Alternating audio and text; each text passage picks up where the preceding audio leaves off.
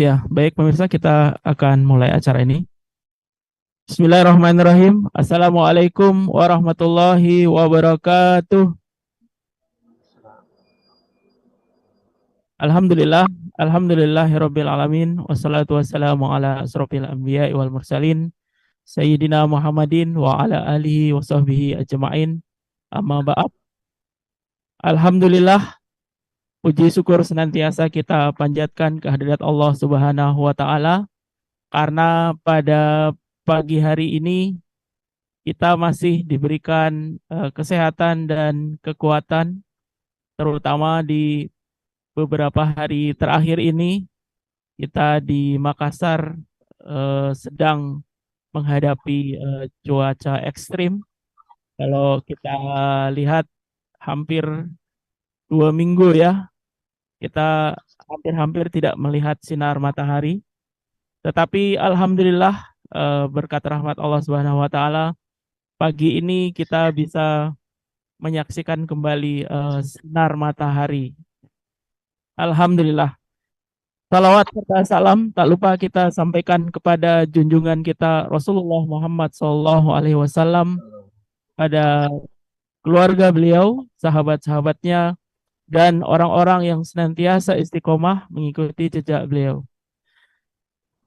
Hadirin dan pemirsa dakwah Sulsel dimanapun Anda berada, hari ini kita sedang melaksanakan dialog refleksi akhir tahun, ya.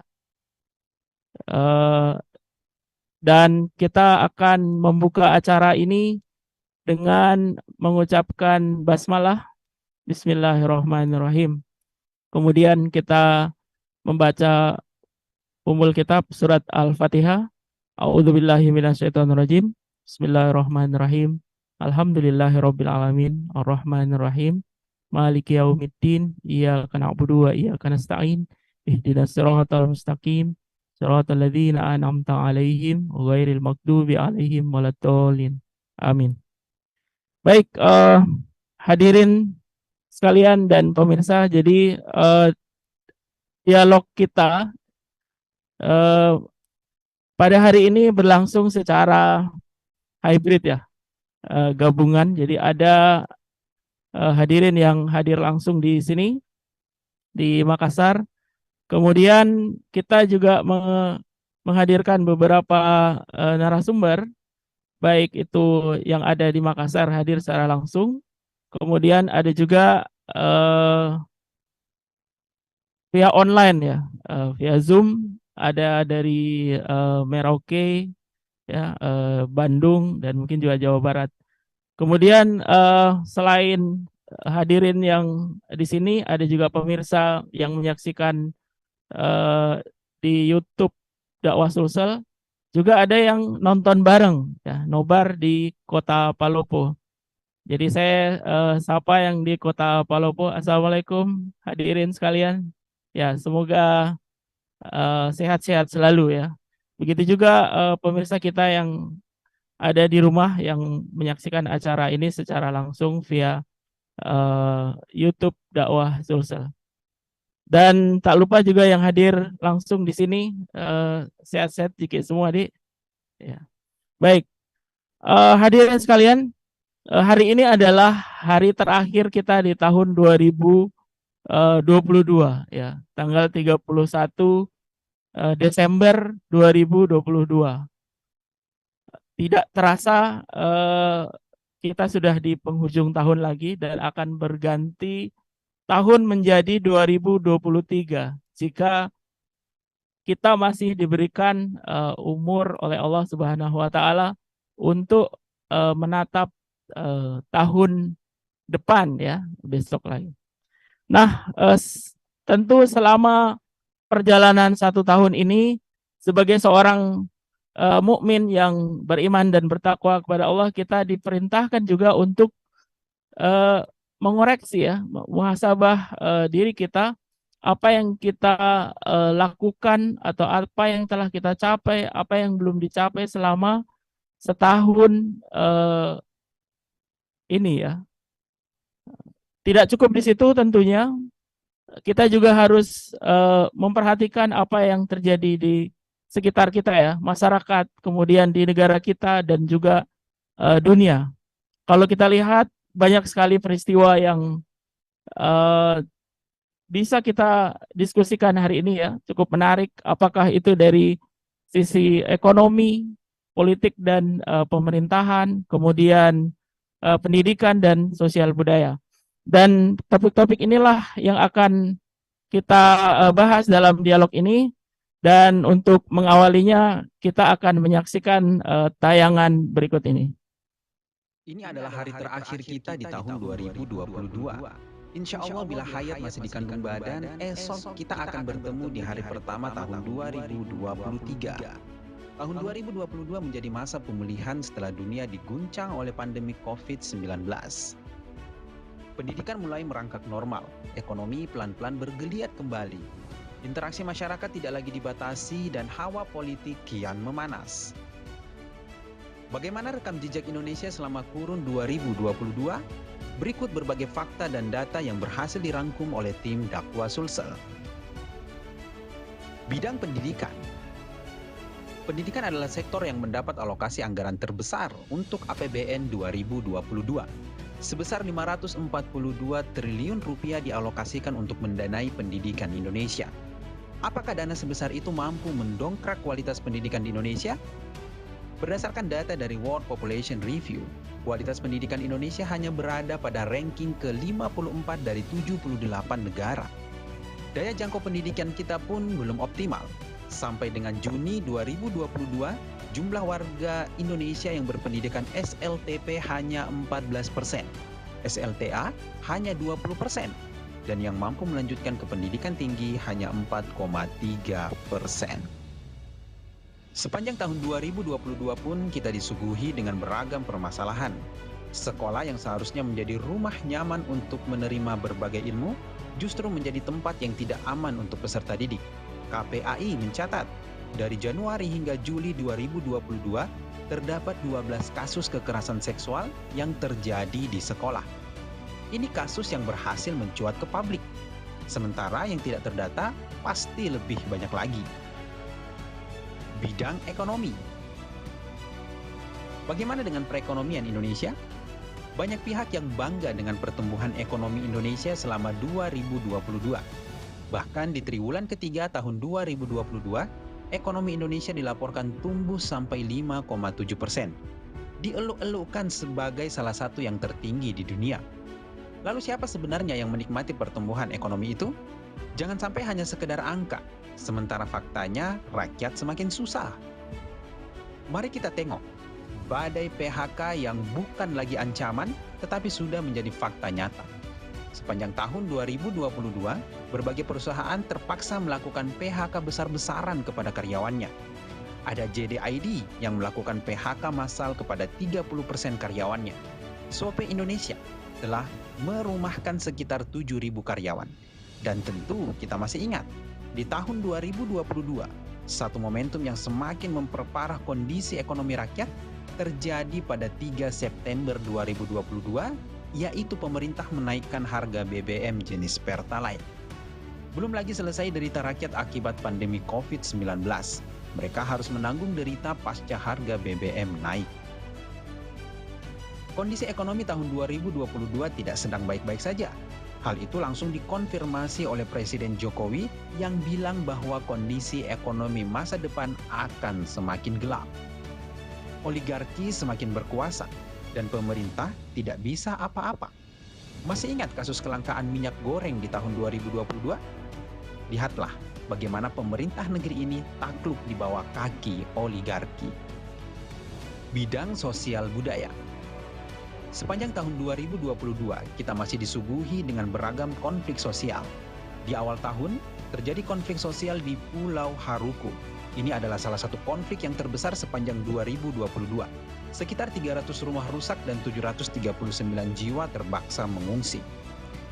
Beberapa waktu lalu juga kita dibuat prihatin akibat aksi 6 orang remaja yang menganiaya seorang nenek.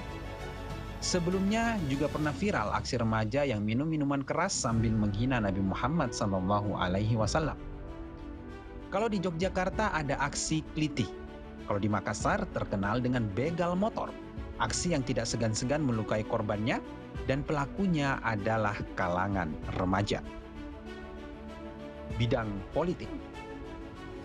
Bersiaplah menyambut suhu politik yang kian memanas di tahun depan. Berbagai intrik politik pasti akan dilakukan oleh para elit kekuasaan. Referensi suasana politik 2022 bisa menjadi bahan prediksi akan semakin sengitnya pertarungan politik di tahun 2023.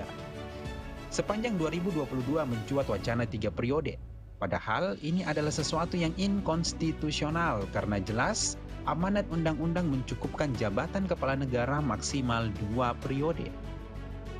Tahun 2022 juga diwarnai dengan tingkah pejabat negara yang terkesan tidak etis. Kita tentu masih ingat pernyataan seorang menteri yang menyamakan azan dengan gonggongan anjing. Sampai dengan pernyataan presiden dalam acara publik yang bilang ciri-ciri pemimpin yang bekerja untuk rakyatnya adalah yang berambut putih. Pernyataan yang sama sekali tidak ilmiah dan tidak layak dilontarkan seorang pemimpin bangsa. Dan tentunya salah satu skandal terbesar di tahun 2022, apalagi kalau bukan kasus Sambo. Sulit rasanya untuk menyatakan kalau ini sekedar tingkah beberapa oknum ketika 97 personil polisi diperiksa dan 35 diantaranya diduga melanggar kode etik. Kalau potret penegak hukumnya saja sudah begitu, lalu kepada siapa rakyat Indonesia harus percaya dan meletakkan harapan? Sesulit dan sekelam apapun tahun 2022, rakyat Indonesia, terutama umat Islam sebagai pemegang saham terbesar di republik ini, harus selalu menumbuhkan harapan.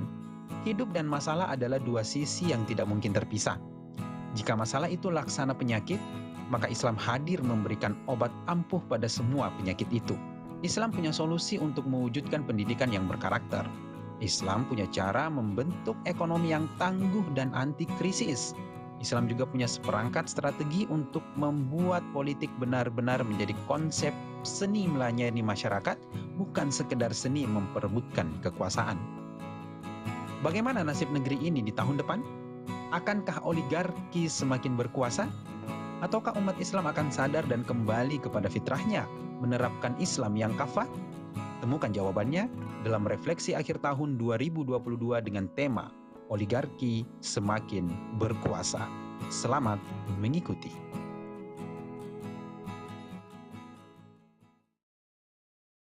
Hadirin dan pemirsa yang dirahmati Allah Subhanahu wa taala, kita sudah menyaksikan tayangan tadi tentang beberapa kejadian atau peristiwa yang terjadi selama tahun 2022 dan itu menjadi bahan untuk kita refleksikan di dialog kita hari ini dengan tema utama adalah oligarki semakin berkuasa.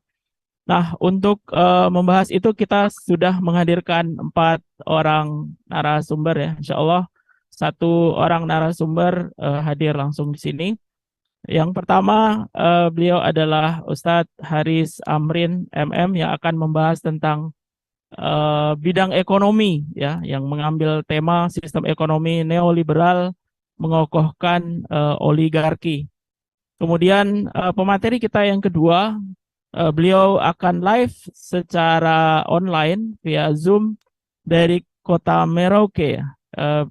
Beliau Ustadz Dr. Andus Wahyudi Al-Maroki, MSI, Direktur Pambaung Institute, yang akan mengangkat tema paradigma politik dan hukum demokrasi melahirkan rezim oportunis. Kemudian narasumber kita yang ketiga, beliau adalah Dr. Julian SPD SH, juga live via Zoom dari Bandung ya. Beliau akan mengangkat pendidikan sekuler melahirkan agen oligarki. Kemudian narasumber kita yang keempat, Ustadz Iwan Januar SIKOM yang akan berbicara tentang sosial budaya ya, yang dengan tema budaya permisivisme buahkan residu sosial. Kita akan menyapa narasumber kita. Yang pertama Ustadz Haris Amrin. Assalamualaikum Ustadz. Gimana kabarnya? Sehat ya? Ya, luar biasa. Kemudian saya sapa Ustadz Dr. Andus Wahyudi Al-Maroki. Assalamualaikum Ustadz. Waalaikumsalam warahmatullahi wabarakatuh. Kabarnya sehat Ustadz? Alhamdulillah sehat dan tetap semangat. Iya. Saya sapa yang ketiga, Ustadz Dr. Julian. Assalamualaikum. Waalaikumsalam warahmatullahi wabarakatuh. Ya, gimana kabarnya? Sehat, Ustadz? Alhamdulillah, luar biasa. Alhamdulillah, luar biasa. Kemudian kami juga masih menunggu Ustadz Iwan Januar untuk bergabung di via Zoom. Baik, hadirin dan pemirsa yang dirahmati Allah, kita langsung saja memulai tema kita hari ini, dimulai dari bidang ekonomi dulu ya, saat Haris Amrin untuk membahas tentang apa-apa yang terjadi selama 1 tahun ini di bidang ekonomi. Baik, Ustaz, silahkan dijelaskan Ustaz apa yang Ustaz lihat selama setahun ini yang menarik untuk kita diskusikan, Ustaz. Tafadhol, Ustaz. Iya. Bismillahirrahmanirrahim. Assalamualaikum warahmatullahi wabarakatuh. Waalaikumsalam warahmatullahi wabarakatuh. Innal hamdalillah nahmaduhu wa nasta'inuhu wa nasta'fir wa na'udzu billahi min syururi anfusina wa min sayyiati a'malina. May yahdihillahu fala mudhillalah wa may yudlil fala hadiyalah. Allahumma shalli ala Muhammadin Allahumma arhamni bil Quran. Ya, pertama-tama saya bersyukur kepada Allah Subhanahu wa taala. Hari ini kita masih diberi nikmat sehat, masih diberi nikmat kesempatan sehingga di akhir tahun ini kita masih diberikan kesempatan oleh Allah Subhanahu wa taala untuk beraktivitas. Ya, kendati tahun bisa berganti, ya kita berharap semuanya kita tetap sehat, kita tetap semangat, kita tetap produktif, dan kita tetap optimis terhadap berbagai problematika kehidupan yang terjadi di tengah masyarakat kita hari ini. Ya, hari ini saya diberi kesempatan untuk berbicara tentang persoalan ekonomi. Ya. Pertama berkaitan dengan bagaimana neoliberalisme itu mengkungkung oligarki yang ini terjadi dalam kehidupan kita. Ya, di tayangan video tadi kita sudah menyaksikan ya bagaimana sistem kita, bagaimana sistem ekonomi kita hari ini. Ya, saya yakin semua kita berkesimpulan bahwa ekonomi kita hari ini adalah sedang tidak baik-baik saja. Ada beberapa indikator tadi juga sudah disampaikan. Tapi sebelum itu saya ingin memulai dulu dengan apa sebenarnya yang disebut dengan neoliberalisme. Ya, sebenarnya neoliberalisme ini adalah ideologi baru daripada kapitalisme.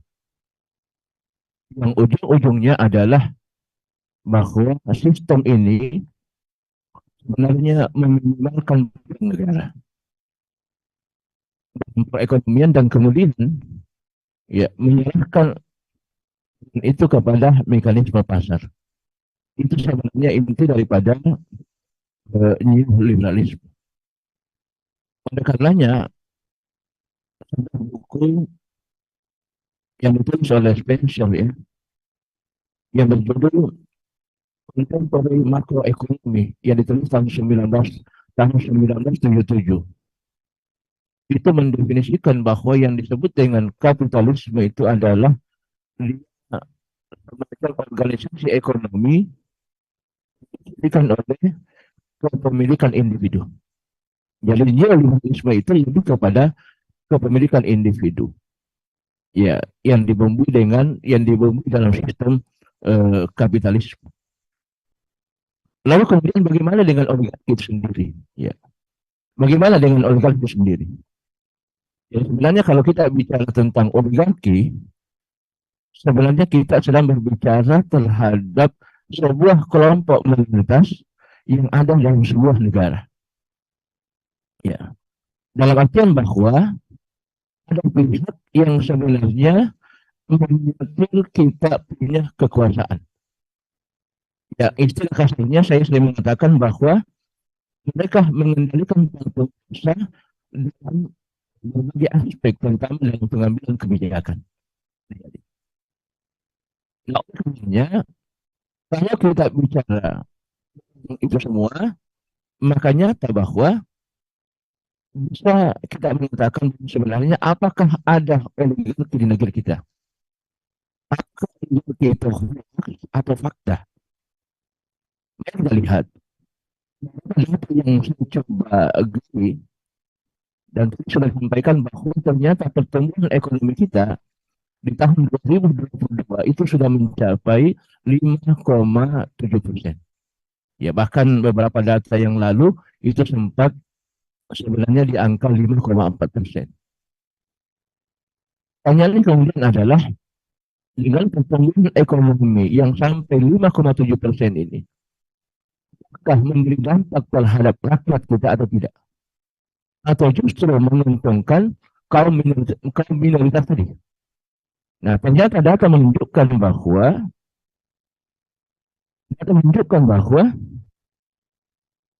menikmati kita punya aset, yang menikmati kita punya kekayaan negeri ini, itu ternyata hanya segelintir orang saja. Hanya gigit jari. Contoh misalnya, kalau kita memakai angka versi Bank Dunia bahwa yang dikatakan orang miskin itu adalah $2 atau sekitar 30.000 sekian, maka data Bank Dunia itu mencapai 64 juta jiwa rakyat kita itu berada di bawah garis kemiskinan.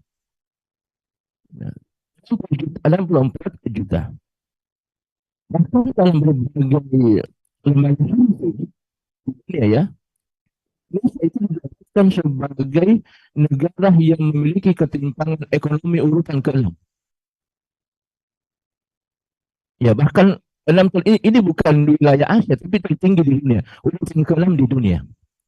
Nah, kemudian pada tahun 2017 itu Oxfam itu sempat melakukan survei mengungkapkan bahwa 1% warga terkaya di negeri ini menguasai hampir 40% kekayaan nasional kita. Bayangkan satu orang itu ternyata mampu menguasai 49% kekayaan negeri kita.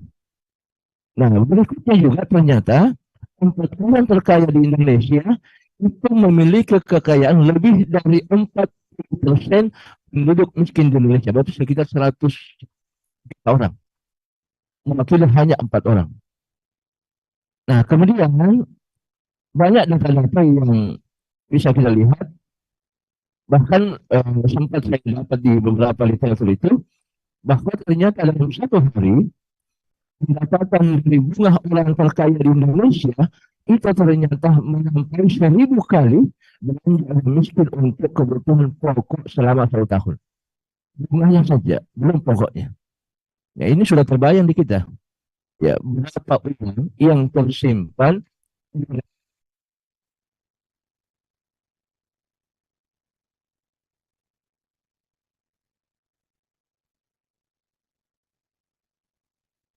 berbangsa dan bernegara.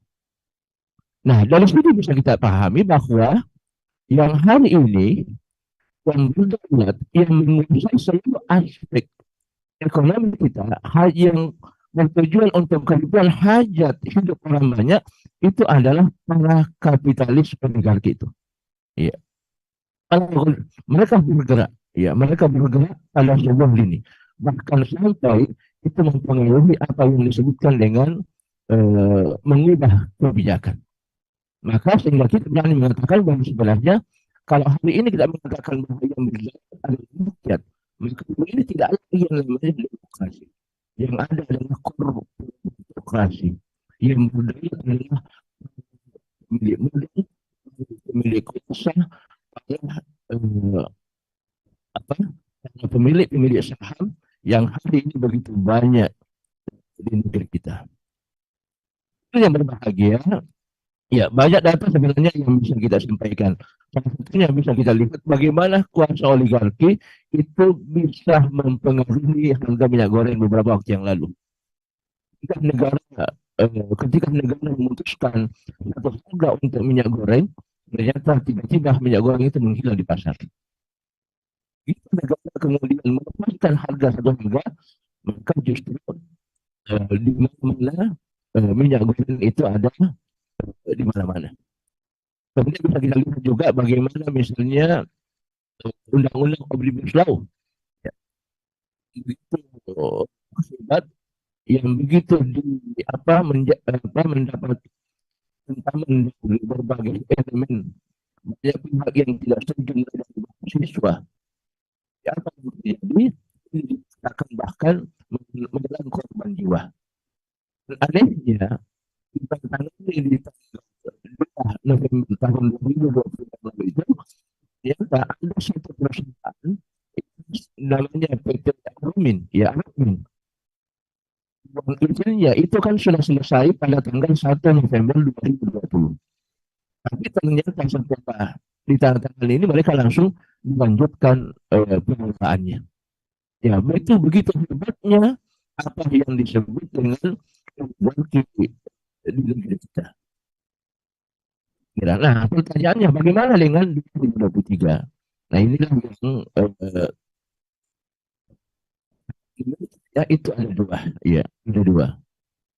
Yang pertama ditentukan oleh kesadaran masyarakat, dan yang kedua kita melihat masih ada kekuatan oligarki. Nah, sebelum kita jelaskan itu, ya mungkin itu dulu yang saya sampaikan. Mudah-mudahan bermanfaat. Assalamualaikum warahmatullahi wabarakatuh. Assalamualaikum warahmatullahi wabarakatuh. Baik, Ustaz, saya tadi tertarik dengan pernyataan tentang oke lah, ada beberapa peristiwa ya yang itu cukup menarik. Tetapi tentang oligarki ini, Ustaz, bagaimana mereka diperkuat oleh kebijakan, ya, undang-undang Omnibus Law Cipta Kerja. Yang informasi terbaru kemarin, jadi kan 2 tahun lalu ya, undang-undang ini di judicial review di MK, kemudian dinyatakan setengah inkonstitusional gitu, sehingga ada perbaikan. Dan terbaru kemarin kalau nggak salah ini ada Perpu yang diterbitkan oleh Presiden untuk Undang-Undang Cipta Kerja ini. Memang beberapa ada direvisi, tetapi ini apakah ini sudah bisa menjawab, Ustaz, atau apakah tetap mengokohkan oligarki ini dalam mencengkeram kita ya di Indonesia, apalagi ada gonjang-ganjing di tahun depan 2023 ini dibayangi oleh ekonomi yang tidak baik-baik saja gitu. Perlambatan ekonomi, kemudian inflasi tinggi dan juga stagflasi. Gimana Ustaz melihatnya? Bahwa negeri ini sebenarnya sedang berada dalam jurang apa yang disebut tadi korporatokrasi. Kalau dulu masih mainannya agak slow. Kenapa saya mengatakan slow? Kalau dulu masih pengusahanya di luar pemerintahan, kemudian penguasa berdiri sendiri. Nah, sebenarnya kalau hari ini beda lagi. Yang terjadi hari ini adalah justru ternyata kalau saya lihat, saya baca datanya, ternyata keuntungannya itu bisa mencapai dalam 6 bulan terakhir itu mencapai 450 triliun. Bayangkan 450 triliun. Memang batubara ini menjadi sesuatu yang menjadi mainannya mereka. Ya, jadi oligarki itu sebenarnya bisa bekerja itu karena uang. Karena uang. Dan sumber uangnya mereka sebenarnya itu ada di batubara itu. Ya. Batubara itu itulah bisnis yang paling besar. Nah, mereka masuk di pemerintahan, mereka bebas untuk melakukan apa saja yang tujuannya adalah bagaimana bisnis ini tetap terjaga. Misalnya Pak Abu Rizal Bakri, betul dia berada di luar pemerintahan. Tapi ternyata bisnis ini tak bekerja. Kenapa? Karena banyak menteri itu yang berada dari Golkar dan banyak menteri yang memang teman-teman bisnisnya selama ini. Ya, seperti Erick Thohir. Erick Thohir itu kan sebenarnya adalah mantan direktur TV One. Ya, mantan direktur TV One menjadi bawahan daripada Pak Abu Rizal Bakri. Nah, kalau kemudian bisnisnya Pak Abu Rizal Bakri yang hari ini menguasai batu bara itu tetap berkembang dan bekerja. Nah, oleh karenanya kalau kita bicara tentang apakah oligarki ini akan kokoh, ya saya melihat ini akan tetap kokoh. Ya, tetap kokoh. Kenapa? Karena bisnis batu bara yang hari ini berkembang itu sudah ada 66 pengusaha tambang yang insya Allah itu sudah siap untuk lanjut di tahun 2023. Ya, dan bahkan ada sudah 1023 izin itu, 1023 izin yang sudah dikeluarkan oleh pemerintah untuk mengokohkan apa yang disebut dengan bisnis batubara ini. Dan ini adalah bisnis yang betul-betul menggembirakan. Ya, betul-betul menggembirakan. Kenapa? Karena biasa keuntungannya. Saya membaca data tadi pagi, ada satu perusahaan itu, satu perusahaan lagi sampai 29 triliun saja itu untuk emiten akhir tahun. Dan itu juga di akhir tahun tanggal 5 Januari kalau tidak salah, itu ada satu orang itu bisa mendapatkan 9 triliun satu orang. Itu dari bisnis satu malam. Kaya di Indonesia. Orang kaya di Indonesia. Nah, ini menunjukkan bahwa yang itu begitu kuat. Dan kuatnya hari ini karena mereka dilindungi dalam undang-undang. Dan undang-undang yang dibuat oleh siapa? Dibuat oleh mereka sendiri yang memang sudah berada dalam kekuasaan. Jadi memang makanya menurut Pak Amin Rais, kalau dapat di zaman Pak SBY mereka masih Islam, maka di zaman Jokowi mereka sudah bermain kasar. Kenapa? Karena mereka sudah masuk dalam pemerintahan. Apa yang mereka mau, mereka bisa terjadi. Apapun yang mereka mau bisa terjadi. Undang-undang kita lihat melalui undang-undang Omnibus Law, undang-undang IKN, dan tidak ada satupun undang-undang yang dirancang oleh pemerintah itu gagal. Tidak ada satupun yang kita lihat. Kecuali yang kemarin itu minyak goreng, tetapi ternyata itu kan bisa kembali lagi. Nah itu saya kira. Baik, Ustaz. Kalau saya bisa lihat di ekonomi ini sepertinya oligarki ini sudah semua hal ya, ibarat permainan sepak bola, mereka buat peraturannya, ya, mereka juga jadi wasitnya, mereka juga yang jadi pemainnya. Jadi kalau misalnya tidak bisa gol, ya gawangnya dilebarkan gitu. Jadi kalau tidak bisa menang, lawannya lah yang di kartu merah semua. Nah, gitu. Mungkin begitu ya. Ya, betul. Baik, masih banyak sebetulnya hal menarik dari sisi ekonomi, tapi kita akan sambung sebentar. Kita ke pemateri yang kedua ya, sudah tidak sabar untuk mendengarkan tentang bagaimana politik dan penegakan hukum ya di Indonesia.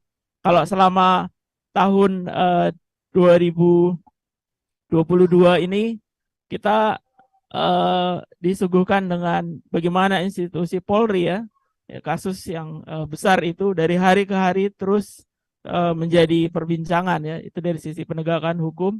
Masih banyak yang lain terutama. Kemudian politik ini kita akan sudah masuk ke tahun politik ya, dan ini sudah sudah hingar-bingar lah begitu di tengah-tengah kita pembahasannya seperti apa. Nah, Ustadz Wahyudi, gimana Ustadz melihat ini untuk politik dan ekonomi selama tahun 2022? Tafadhol Ustadz. Baik. Bismillahirrahmanirrahim. Assalamualaikum warahmatullahi wabarakatuh. Saya cek sound dulu. Apa suara saya bisa didengar? Bisa, Ustadz. Alhamdulillah. Saya menyapa juga dulu para narasumber. Ada Bang Dr. Julian, ada Bang Haris, ada Bang Iwan Januar, ada bergabung mungkin ya. Jadi kalau kita lihat politik dan hukum di tahun 2022, ini boleh dibilang yang sangat kelam. Karena disitulah sebenarnya kunci sebuah peradaban yang muncul. Karena masyarakat itu hidup, tumbuh, dan berkembang sangat dipengaruhi dalam wilayah atau pemerintahan macam apa dia hidup dan tumbuh dan berkembang itu. Kalau pemerintahannya dia korup, pemerintahannya dia otoriter, maka masyarakatnya juga akan menyesuaikan seperti itu. Hukumnya juga dibentuk akan seperti itu. Kalau hukum dan politik sudah dibentuk seperti itu, maka semuanya akan ikut. Ekonominya juga harus menunduk pada hukum-hukum seperti itu. Pendidikannya juga nanti harus ikut aturan-aturan seperti itu. Yang lainnya, sosial budaya juga akan tumbuh dan berkembang seperti itu. Oleh karena yang menurut saya memang titik krusialnya ada di politik pemerintahan yang memang sedang menggunakan sistem sekuler.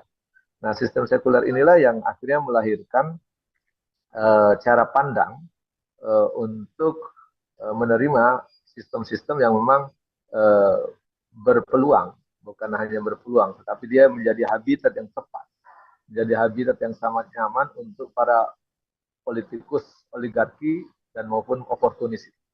Nah, kalau dikaitkan dengan rezim oportunis, saya pikir itu konsekuensi dari sebuah sistem politik pemerintahan yang dijalankan saat ini. Kita saat ini suka atau tidak suka menggunakan sistem pemerintahan demokrasi yang walaupun klaimnya demokrasi tetapi juga lebih dekat kepada autokrasi atau otoriter.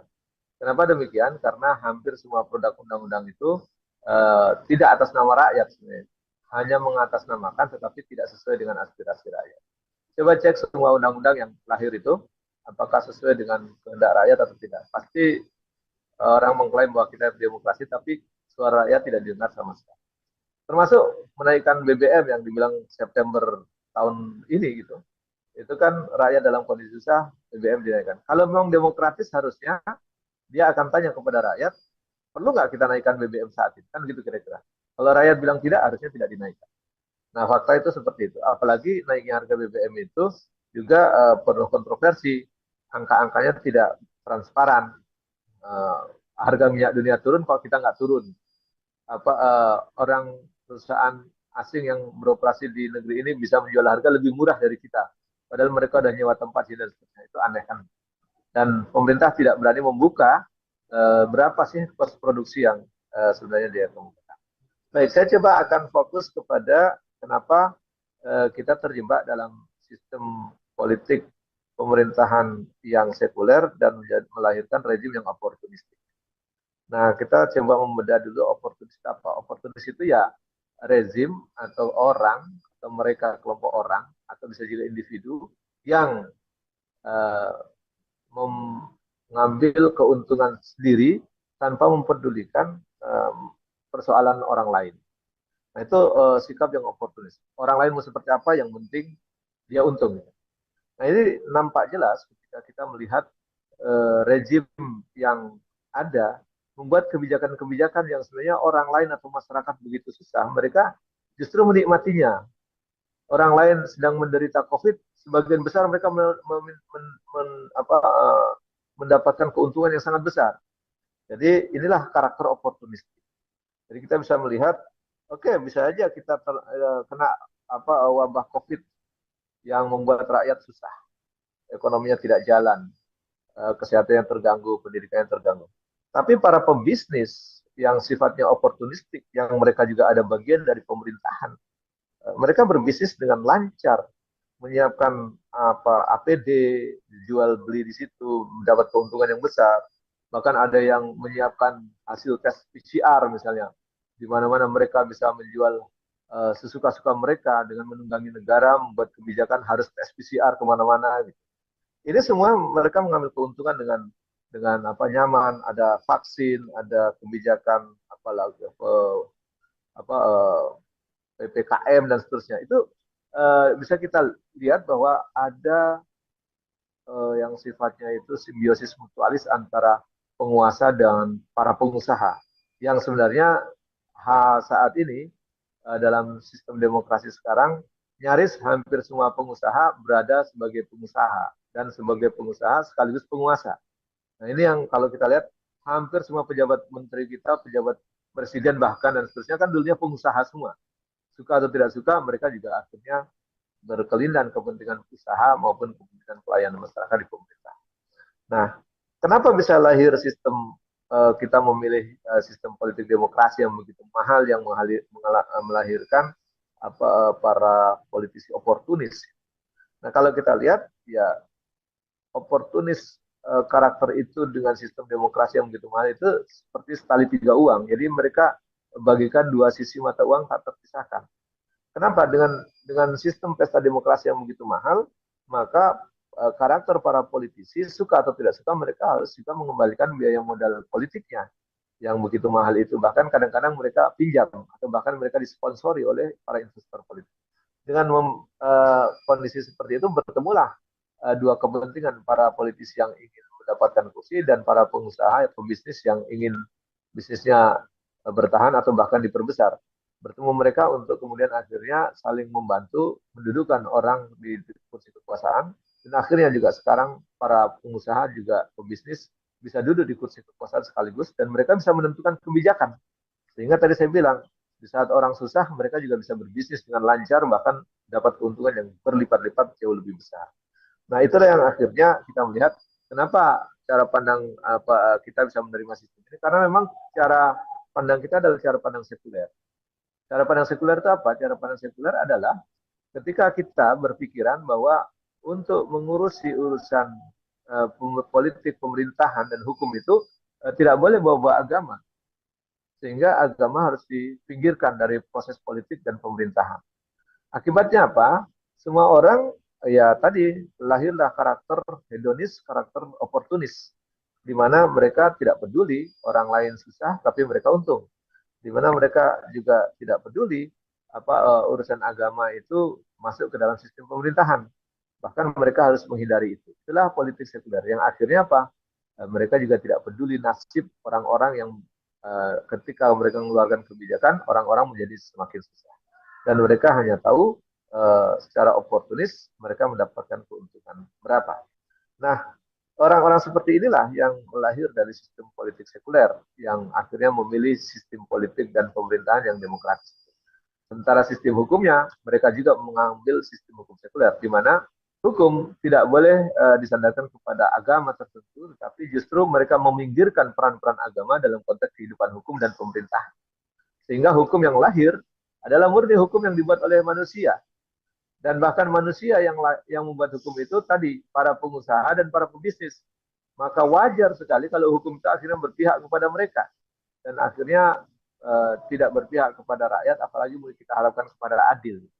Jadi dari pembuatan hukumnya saja sudah tidak mungkin melahirkan hukum yang adil, melahirkan undang-undang yang adil, melahirkan undang-undang yang pro rakyat. Sangat tidak mungkin.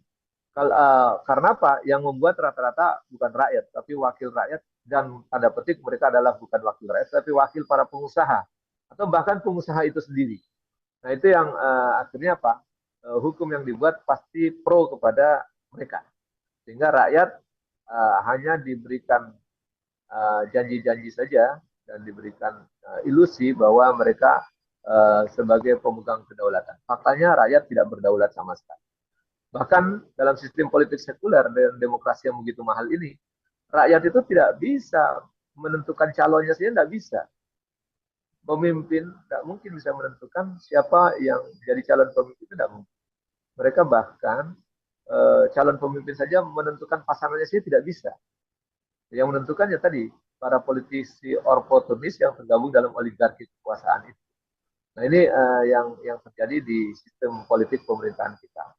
Dan di tahun 2022 ini itu sangat mencengkeram negeri ini, sehingga lahirlah berbagai undang-undang yang memang kita lihat tidak pro kepada rakyat. Lahirlah berbagai kebijakan yang menguntungkan para pengusaha, para pebisnis, dan tidak pro kepada rakyat. Lahirnya undang-undang Minerba, kita tahu. Lahirnya undang-undang Omnibus Law, ditolak sekian banyak lapisan masyarakat, mereka tidak peduli juga. Itu menunjukkan bahwa mereka sangat diuntungkan dengan undang-undang itu dan aturan itu. Nah, ini kalau kita ingin keluar dari sistem ini yang merugikan rakyat, yang oportunis, yang sekuler ini, maka harus ada langkah-langkah yang sangat kalau kita bilang fundamental, atau mungkin kalau orang bilang sangat radikal, harus mengakar, yang untuk melakukan perubahan. Kalau tidak, maka di tahun 2023 nanti, justru kalau kita lihat semakin kuat cengkeraman para oligarki, para politisi oportunis yang tergabung dalam oligarki politik maupun oligarki bisnis. Ada istilah oligarki politik, ada yang berkuasa, ada oligarki ekonomi, para pembisnis. Mereka lah yang menentukan siapa calon pemimpin, siapa yang bisa duduk jadi pemimpin, siapa yang menjadi pasangan pemimpin itu mereka yang menentukan. Makanya ketika periode lalu itu kan ada seorang calon presiden yang sudah digadang-gadang mau jadi wakil presiden, tetapi sudah mengukur baju pun akhirnya tidak jadi, diganti oleh orang lain. Itu menandakan apa? Calon pemimpin sendiri tidak bisa menentukan pasangannya. Bahkan pasangannya itu sendiri tidak mampu menentukan siapa yang menjadi pasangannya dia lagi. Dan rakyat tidak dilibatkan di situ. Bahkan rakyat pun tidak bisa menentukan siapa calon mereka, calon pemimpin mereka. Siapa lagi kemudian yang akan dihitung suaranya, rakyat juga tidak bisa menghitung. Bahkan siapa yang menentukan pemenang dari pemilu itu juga rakyat tidak bisa memutuskan. Sehingga kalau kita bilang sistem politik demokrasi itu sebenarnya hanya ilusi untuk menghibur rakyat bahwa mereka dihibur bahwa kekuasaan atau kedaulatan di tangan rakyat, faktanya rakyat tidak berdaulat. Bahkan sekedar memilih calon pemimpin saja tidak bisa. Bahkan untuk mengamankan kepentingannya, para oligarki itu sampai kepada membuat aturan yang memuluskan kepentingan-kepentingan mereka. Maka kita muncul ada presidensial threshold yang menutup kemungkinan orang lain bisa maju gitu ya. Jadi itu dari undang-undang itu saja sudah didesain sedemikian rupa direkayasa sehingga yang muncul adalah kepentingan oligarki yang bisa masuk untuk memenuhi posisi-posisi yang mereka inginkan. Nah, kalau kita lihat seperti ini, maka politik kita memang sulit untuk kita harapkan menjadi politik yang pro rakyat, politik yang memang hanya mengurusi rakyat, atau menjadi politik pelayanan, itu jangan menjadi sangat sulit sekali. Sebaliknya, justru yang di tahun 2023 kita bisa memprediksi pemilu nanti atau tahun politik ini 2023 ini akan dipenuhi dengan intrik dan trik dari para oportunis politis maupun para oligarki yang ingin mendudukan calon-calon mereka sebagai pemimpin yang kelak akan menjaga kepentingan bisnis mereka dan kepentingan politik mereka.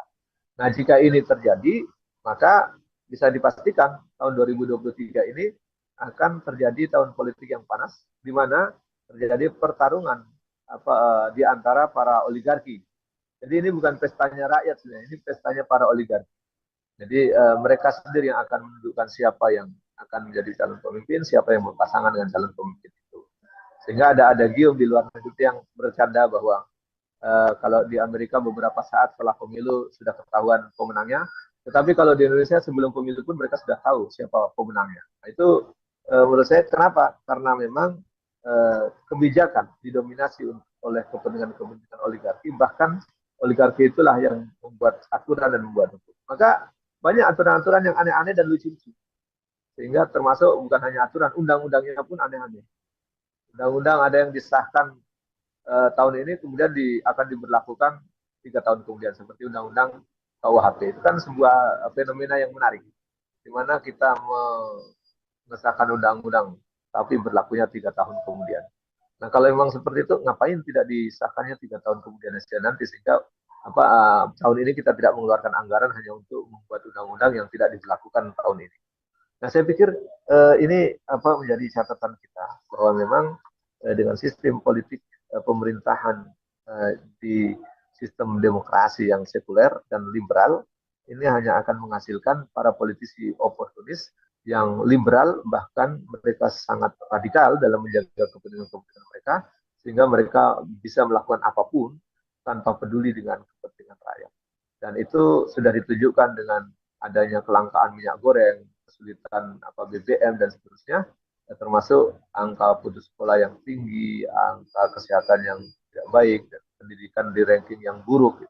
Saya pikir itu, apalagi kalau kita bicara korupsi, itulah hasil dari sistem politik demokrasi yang begitu mahal, melahirkan para politisi yang oportunis bahkan korup.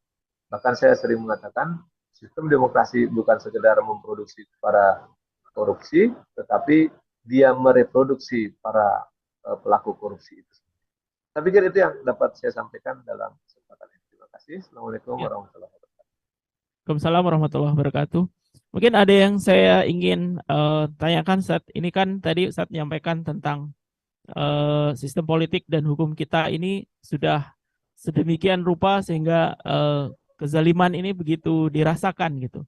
Tapi di sisi Ya, lain kita ya sebagai kaum muslim terbesar di negeri ini justru sepertinya menjadi korban gitu, Ustaz. Bukan sepertinya ya, tapi memang menjadi korban dari kezaliman itu yang eh, sebetulnya ini kepentingan oligarki, tapi yang selalu dituduh misalnya radikal dan seterusnya itu kaum muslim, Ustaz. Nah, bagaimana Ustaz melihat ini? ya betul. Ini kan sistem politik smoke screen ya, membuat kabut asap. Sehingga supaya masyarakat itu tidak begitu paham bahwa kepentingan oligarki itu sedang berjalan atau kebijakan sedang dibuat, maka dibuatlah isu-isu lain.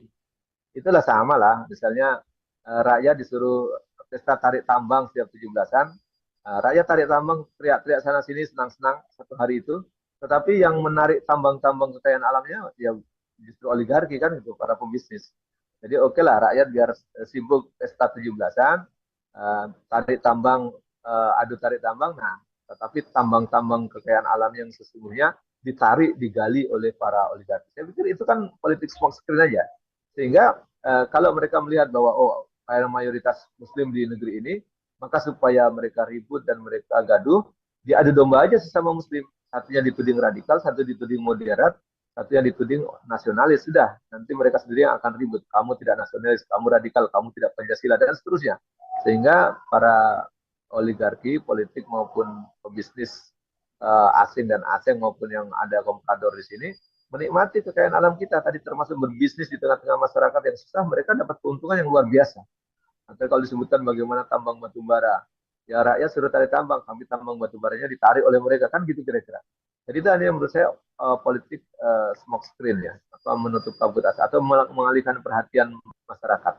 Nah oleh karenanya saya pikir masyarakat harus punya kepedulian dan kesadaran politik yang tinggi.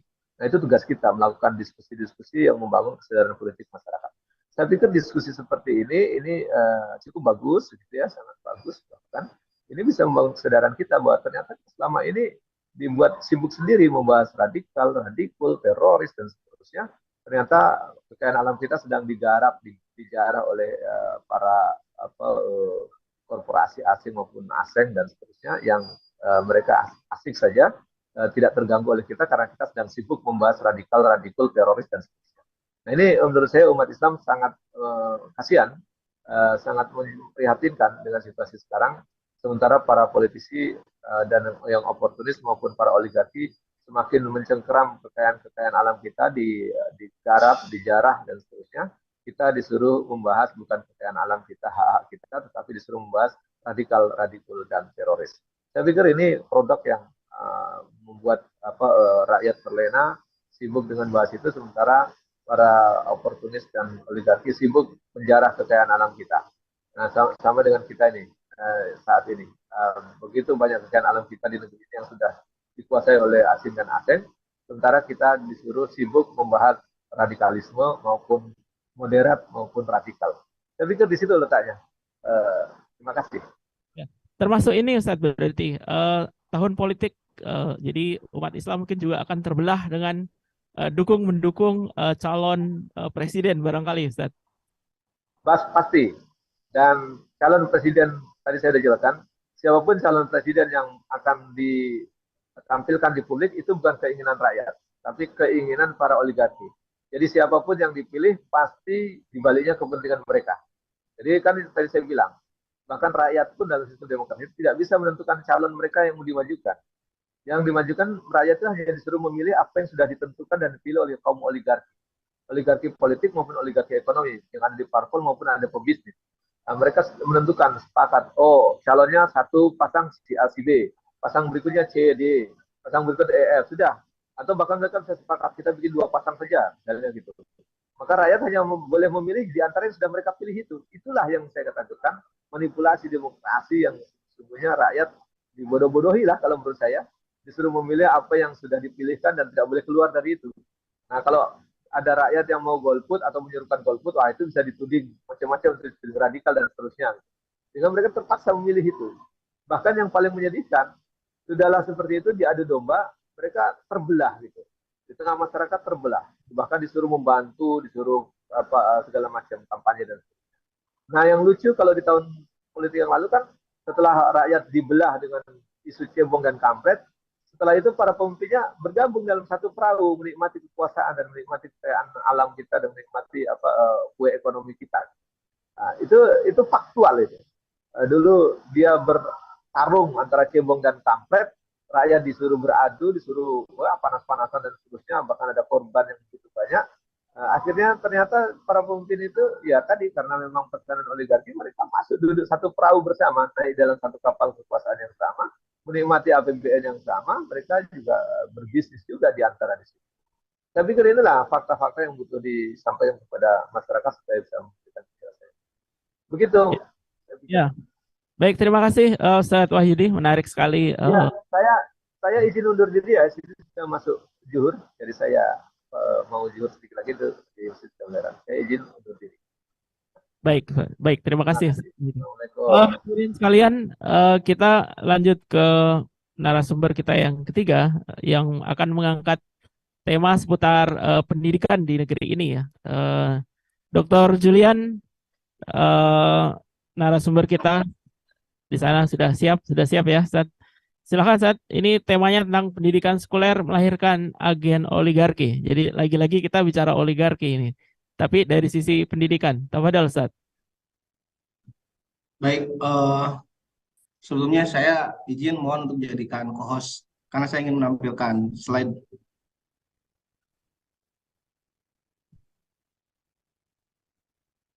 Apa bisa? Ya, sementara, Ustadz. Siap.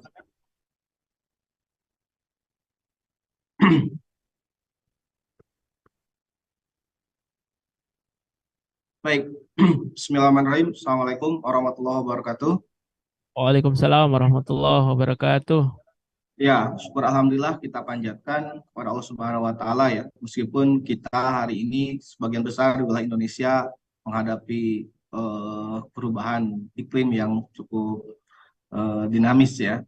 Di Bandung kita dari malam sampai siang ini cuaca mendung gitu. Mudah-mudahan sinyal juga oke, nggak terputus-putus. Baik, rekan-rekan sekalian, Bapak Ibu, sahabat-sahabat sekalian dimanapun Anda berada, syukur alhamdulillah kita bisa hadir dalam majelis kegiatan refleksi akhir tahun ya. Kita ketahui bersama dua narasumber sudah memaparkan bagaimana potret dalam konteks ekonomi, kemudian juga politik dan hukum. Nah, kita akan coba bagaimana sebetulnya catatan kritis mengenai pendidikan di Indonesia. Kalau kita melihat ini sebagai data bahwa tingkat pendidikan di Indonesia itu relatif jauh tertinggal ya. Jadi kalau dilihat dari ranking kita sangat jauh tertinggal, di level Asia pun kita masih, Asia Tenggara kita masih di bawah Malaysia. Ini berdasarkan data yang saya dapatkan pada tahun 2022. Lanjut, dampak dari pendidikan kita itu berdasarkan tingkat skor IQ Indonesia di dunia kita pada urutan 130 ya. Dan ya lagi-lagi kita tertinggal jauh. Nah, menarik lagi adalah berkaitan dengan politikal anggaran pendidikan. Ada hal yang menarik sebetulnya. Ini saya tampilkan data mengenai bagaimana kos pengeluaran dan pendapatan di salah satu kampus ternama di dunia ya. Saya ambil di sini tahun 2021. Menarik sebetulnya itu. Jadi pendapatan dari salah satu kampus ternama di dunia itu mencapai kurang lebih sekitar 76 triliun. Dan itu bukan dari APBN gitu. Nah, ini nanti akan ada korelasi dengan bagaimana pengelolaan kampus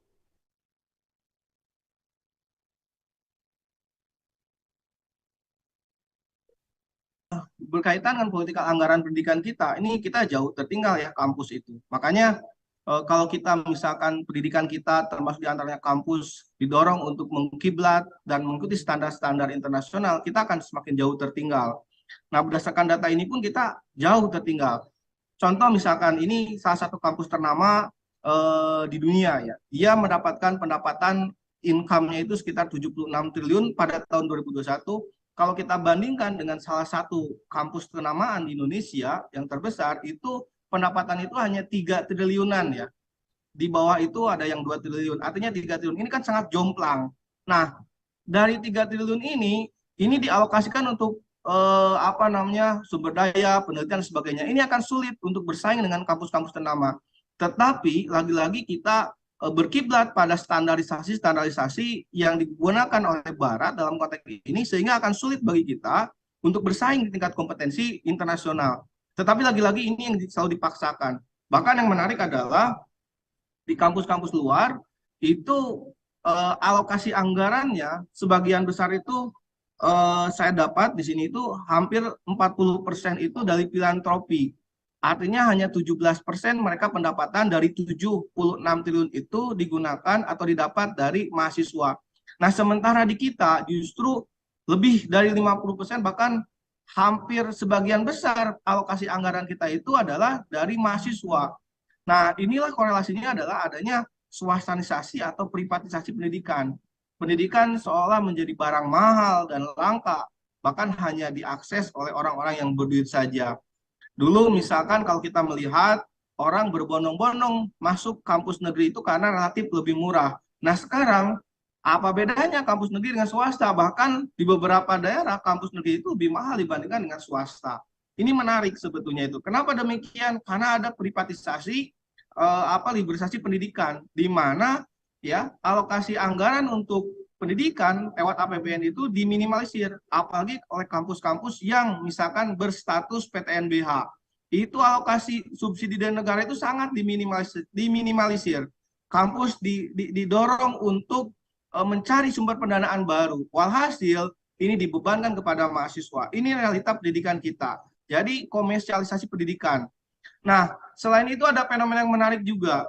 Kalau kita melihat, ini kita melihat ada gambaran track record ya, gambaran panjang pergantian kurikulum ya, mulai dari kurikulum tahun 47 kemudian sampai 2013, bahkan sekarang digembur-gemborkan kurikulum merdeka ya, belajar yang notabene sebetulnya ada kritik ya, namanya itu adalah BAU-WMM, yaitu Business as Usual with More Money. Jadi kurikulumnya itu sebenarnya tidak beda jauh, tetapi anggarannya itu yang kemudian terus-menerus ditaikan.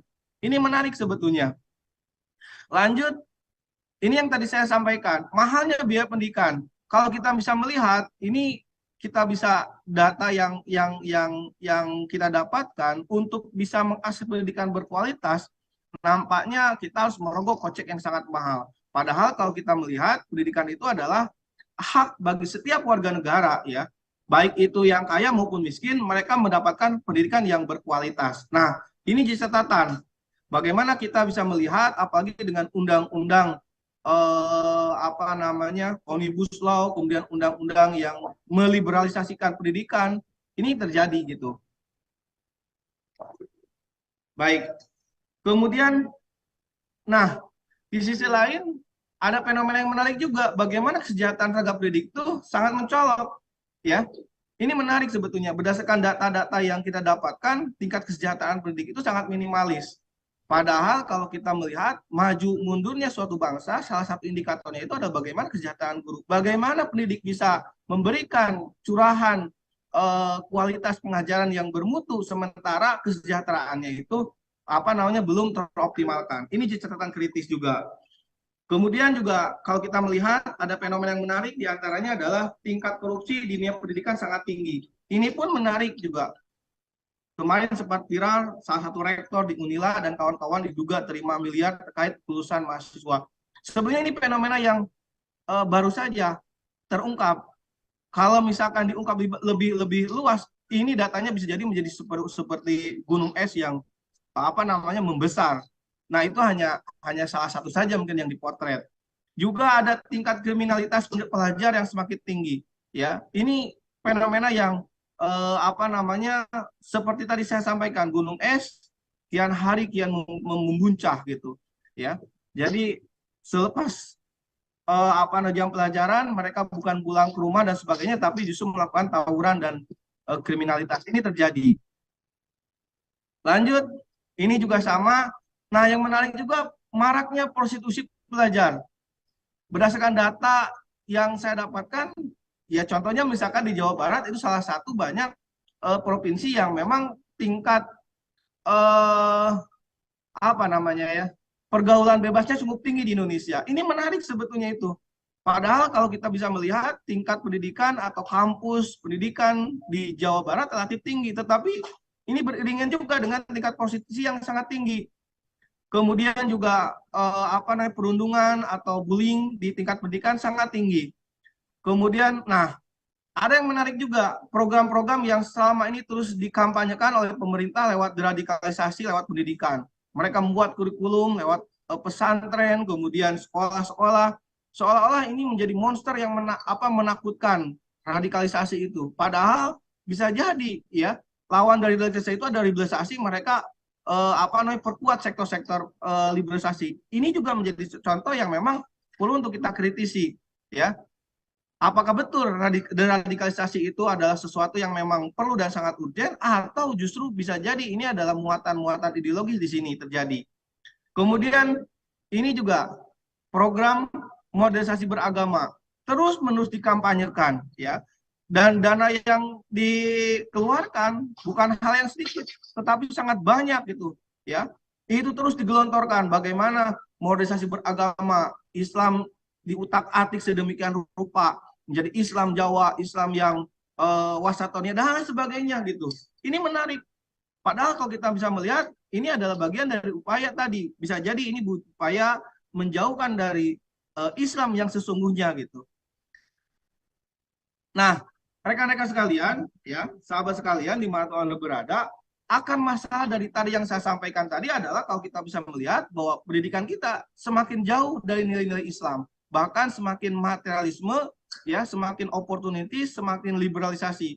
Ini yang terjadi. Kenapa ini terjadi? Karena memang tadi kalau kita melihat bahwa nilai-nilai Islam tidak diterapkan dalam pendidikan, sehingga meskipun output dari pendidikan nasional kita adalah menciptakan manusia yang beriman dan bertakwa, tetapi pada faktanya ya infrastruktur ke arah sana tidak menunjang. Bagaimana mungkin bisa menciptakan manusia yang beriman dan bertakwa sementara kurikulum agama terus-menerus digerus, ya? Bagaimana bisa menciptakan manusia SDM yang beriman dan bertakwa sementara ya pelajaran agama Islam hanya 2 ya jam dalam 1 minggu? Maka yang terjadi adalah melahirkan manusia-manusia yang hedon, manusia-manusia yang materialisme, manusia-manusia yang sekuler. Ini yang terjadi. Pendidikan yang seyogianya menjadikan manusia itu berakhlak, memiliki iman dan takwa, justru kalau kita melihat fenomena yang ada saat ini, seolah-olah menjadi pabrik penghasil tenaga kerja. Kampus pun sama, di mana kampus yang harusnya di sana lahir para calon pemimpin, ya, pengusaha, justru melahirkan sumber daya yang dia itu boleh dikatakan penghasil pabrik, buruh pabrik. Ini terjadi. Kenapa hal ini terjadi? Karena tadi sistem pendidikan kita itu terkooptasi oleh liberalisasi dan oligarki. Maka faktanya ini yang terjadi. Ada hal yang fenomena yang menarik juga yang belum saya potret. Di antaranya misalkan di beberapa kampus marak diobral, ya, doktor honoris causa, bahkan ada profesor HC juga. Padahal kalau misalkan ini disaksikan oleh dosen-dosen senior yang dia mau ya memperoleh guru besar, bagaimana sulitnya memperoleh itu, mereka bisa-bisa menangis. Tapi karena faktor politik, kedekatan dan sebagainya itu diobral, ya. Ini terjadi. Ya. Kenapa ini terjadi? Karena tadi banyak faktor-faktor yang misalkan di kampus dia itu adalah pengusaha besar, politisi, akhirnya dengan mudah mereka mendapatkan itu semua. Nah, tentu di sini adalah suatu hal yang sebenarnya sangat menyayat hati, ya. Ini adalah fenomena-fenomena gunung es yang kalau memang tidak didasarkan pada Islam, pendidikan ini seperti ini. Pendidikan menjadi kapitalis, menjadi barang yang dijual belikan. Saya kira untuk sebagai pengantar seperti itu dulu. Silakan nanti kita akan diskusikan lebih jauh dalam diskusi. Terima kasih. Assalamualaikum warahmatullahi wabarakatuh. Waalaikumsalam warahmatullahi wabarakatuh. Kalau kita simak tadi bahwa pendidikan kita ini semakin sekuler, kapitalis, makin mahal, dan tidak menghasilkan peserta didik yang punya karakter yang bermoral lah, katakan begitu. Nah, di satu sisi ada upaya untuk mereduksi ajaran Islam dengan moderasi beragama, begitu ya, Ustaz. Nah, bagaimana pendapatnya dengan bahwa ini memang sengaja ya, bahwa umat Islam itu supaya tidak kembali kepada ajarannya, dan mereka masuk dalam dunia pendidikan itu tadi hanya sebagai dipersiapkan untuk dalam tanda petik mengabdi kepada oligarki yang kapitalis gitu ya, Ustaz. Jadi mereka nanti akan dikendalikan untuk lagi-lagi untuk kepentingan oligarki, Ustaz. Ya, saya kira seperti itu ya, apalagi dengan pola kurikulum MBKM di mana mahasiswa atau misalkan sekolah penggerak itu menjadi sumber daya manusia kita diarahkan menjadi orang-orang yang mindsetnya itu materialisme ya, industri, kemudian jauh dari nilai agama. Ini yang terjadi. Makanya rekan-rekan kita di kampus yang mencoba kritis bahwa sebetulnya dalam pergantian kurikulum itu bukan hanya kurikulum biasa, tetapi ini ada muatan-muatan ideologis. Di antaranya itu adalah tadi bahwa mulai tergerusnya nilai-nilai Islam jauh ya dari nilai-nilai pendidikan yang ada saat ini. Saya kira itu. Ya. Baik, Ustadz, nanti kita akan lanjutkan lagi di sesi tanya jawab. Jadi hadirin sekalian, kita tinggal satu narasumber lagi, tapi sepertinya kita akan break dulu beberapa saat untuk para hadirin untuk barangkali mau ke toilet ya, yang di rumah yang menyaksikan channel YouTube Dakwah Sulsel, mungkin silahkan ke toilet dulu barangkali, atau yang nonton bareng di Palopo silahkan mungkin mau ngopi dulu boleh. Jadi kita akan break sebentar, sekitar paling lama 10 menit. Kita akan lanjut lagi dengan narasumber kita yang keempat, Ustadz Iwan Januar. Jadi kita break sebentar 10 menit. Assalamualaikum warahmatullahi wabarakatuh. Ini adalah hari terakhir kita di tahun 2022. Insya Allah bila hayat masih dikandung badan, esok kita akan bertemu di hari pertama tahun 2023. Tahun 2022 menjadi masa pemulihan setelah dunia diguncang oleh pandemi COVID-19. Pendidikan mulai merangkak normal, ekonomi pelan-pelan bergeliat kembali. Interaksi masyarakat tidak lagi dibatasi dan hawa politik kian memanas. Bagaimana rekam jejak Indonesia selama kurun 2022? Berikut berbagai fakta dan data yang berhasil dirangkum oleh tim Dakwah Sulsel. Bidang pendidikan. Pendidikan adalah sektor yang mendapat alokasi anggaran terbesar untuk APBN 2022. Sebesar 542 triliun rupiah dialokasikan untuk mendanai pendidikan Indonesia. Apakah dana sebesar itu mampu mendongkrak kualitas pendidikan di Indonesia? Berdasarkan data dari World Population Review, kualitas pendidikan Indonesia hanya berada pada ranking ke-54 dari 78 negara. Daya jangkau pendidikan kita pun belum optimal. Sampai dengan Juni 2022, jumlah warga Indonesia yang berpendidikan SLTP hanya 14%, SLTA hanya 20%, dan yang mampu melanjutkan ke pendidikan tinggi hanya 4,3%. Sepanjang tahun 2022 pun kita disuguhi dengan beragam permasalahan. Sekolah yang seharusnya menjadi rumah nyaman untuk menerima berbagai ilmu, justru menjadi tempat yang tidak aman untuk peserta didik.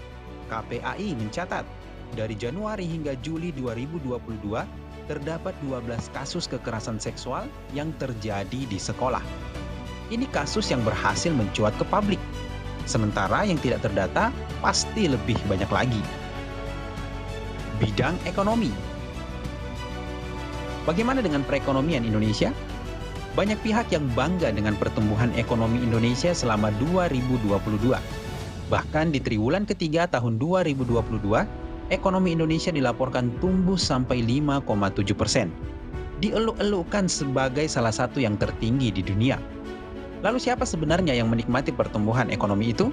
Jangan sampai hanya sekedar angka, sementara faktanya rakyat semakin susah. Mari kita tengok, badai PHK yang bukan lagi ancaman, tetapi sudah menjadi fakta nyata. Sepanjang tahun 2022, berbagai perusahaan terpaksa melakukan PHK besar-besaran kepada karyawannya. Ada JDID yang melakukan PHK massal kepada 30% karyawannya. Shopee Indonesia telah merumahkan sekitar 7.000 karyawan. Dan tentu kita masih ingat, di tahun 2022, satu momentum yang semakin memperparah kondisi ekonomi rakyat terjadi pada 3 September 2022, yaitu pemerintah menaikkan harga BBM jenis Pertalite. Belum lagi selesai derita rakyat akibat pandemi COVID-19. Mereka harus menanggung derita pasca harga BBM naik. Kondisi ekonomi tahun 2022 tidak sedang baik-baik saja. Hal itu langsung dikonfirmasi oleh Presiden Jokowi yang bilang bahwa kondisi ekonomi masa depan akan semakin gelap. Oligarki semakin berkuasa dan pemerintah tidak bisa apa-apa. Masih ingat kasus kelangkaan minyak goreng di tahun 2022? Lihatlah bagaimana pemerintah negeri ini takluk di bawah kaki oligarki. Bidang sosial budaya. Sepanjang tahun 2022, kita masih disuguhi dengan beragam konflik sosial. Di awal tahun, terjadi konflik sosial di Pulau Haruku. Ini adalah salah satu konflik yang terbesar sepanjang 2022. Sekitar 300 rumah rusak dan 739 jiwa terpaksa mengungsi. Beberapa waktu lalu juga kita dibuat prihatin akibat aksi 6 orang remaja yang menganiaya seorang nenek. Sebelumnya juga pernah viral aksi remaja yang minum minuman keras sambil menghina Nabi Muhammad SAW. Kalau di Yogyakarta ada aksi klitih. Kalau di Makassar terkenal dengan begal motor. Aksi yang tidak segan-segan melukai korbannya dan pelakunya adalah kalangan remaja. Bidang politik. Bersiaplah menyambut suhu politik yang kian memanas di tahun depan. Berbagai intrik politik pasti akan dilakukan oleh para elit kekuasaan. Referensi suasana politik 2022 bisa menjadi bahan prediksi akan semakin sengitnya pertarungan politik di tahun 2023. Sepanjang 2022 mencuat wacana 3 periode. Padahal ini adalah sesuatu yang inkonstitusional karena jelas amanat undang-undang mencukupkan jabatan kepala negara maksimal 2 periode. Tahun 2022 juga diwarnai dengan tingkah pejabat negara yang terkesan tidak etis. Kita tentu masih ingat pernyataan seorang menteri yang menyamakan azan dengan gonggongan anjing. Sampai dengan pernyataan presiden dalam acara publik yang bilang ciri-ciri pemimpin yang bekerja untuk rakyatnya adalah yang berambut putih. Pernyataan yang sama sekali tidak ilmiah dan tidak layak dilontarkan seorang pemimpin bangsa. Dan tentunya salah satu skandal terbesar di tahun 2022, apalagi kalau bukan kasus Sambo. Sulit rasanya untuk menyatakan kalau ini sekedar tingkah beberapa oknum ketika 97 personil polisi diperiksa dan 35 diantaranya diduga melanggar kode etik. Kalau potret penegak hukumnya saja sudah begitu, lalu kepada siapa rakyat Indonesia harus percaya dan meletakkan harapan? Sesulit dan sekelam apapun tahun 2022, rakyat Indonesia, terutama umat Islam sebagai pemegang saham terbesar di Republik ini, harus selalu menumbuhkan harapan. Hidup dan masalah adalah dua sisi yang tidak mungkin terpisah. Jika masalah itu laksana penyakit, maka Islam hadir memberikan obat ampuh pada semua penyakit itu. Islam punya solusi untuk mewujudkan pendidikan yang berkarakter. Islam punya cara membentuk ekonomi yang tangguh dan anti krisis. Islam juga punya seperangkat strategi untuk membuat politik benar-benar menjadi konsep seni melayani masyarakat, bukan sekedar seni memperebutkan kekuasaan. Bagaimana nasib negeri ini di tahun depan? Akankah oligarki semakin berkuasa? Ataukah umat Islam akan sadar dan kembali kepada fitrahnya, menerapkan Islam yang kafah? Temukan jawabannya dalam refleksi akhir tahun 2022 dengan tema Oligarki Semakin Berkuasa. Selamat mengikuti.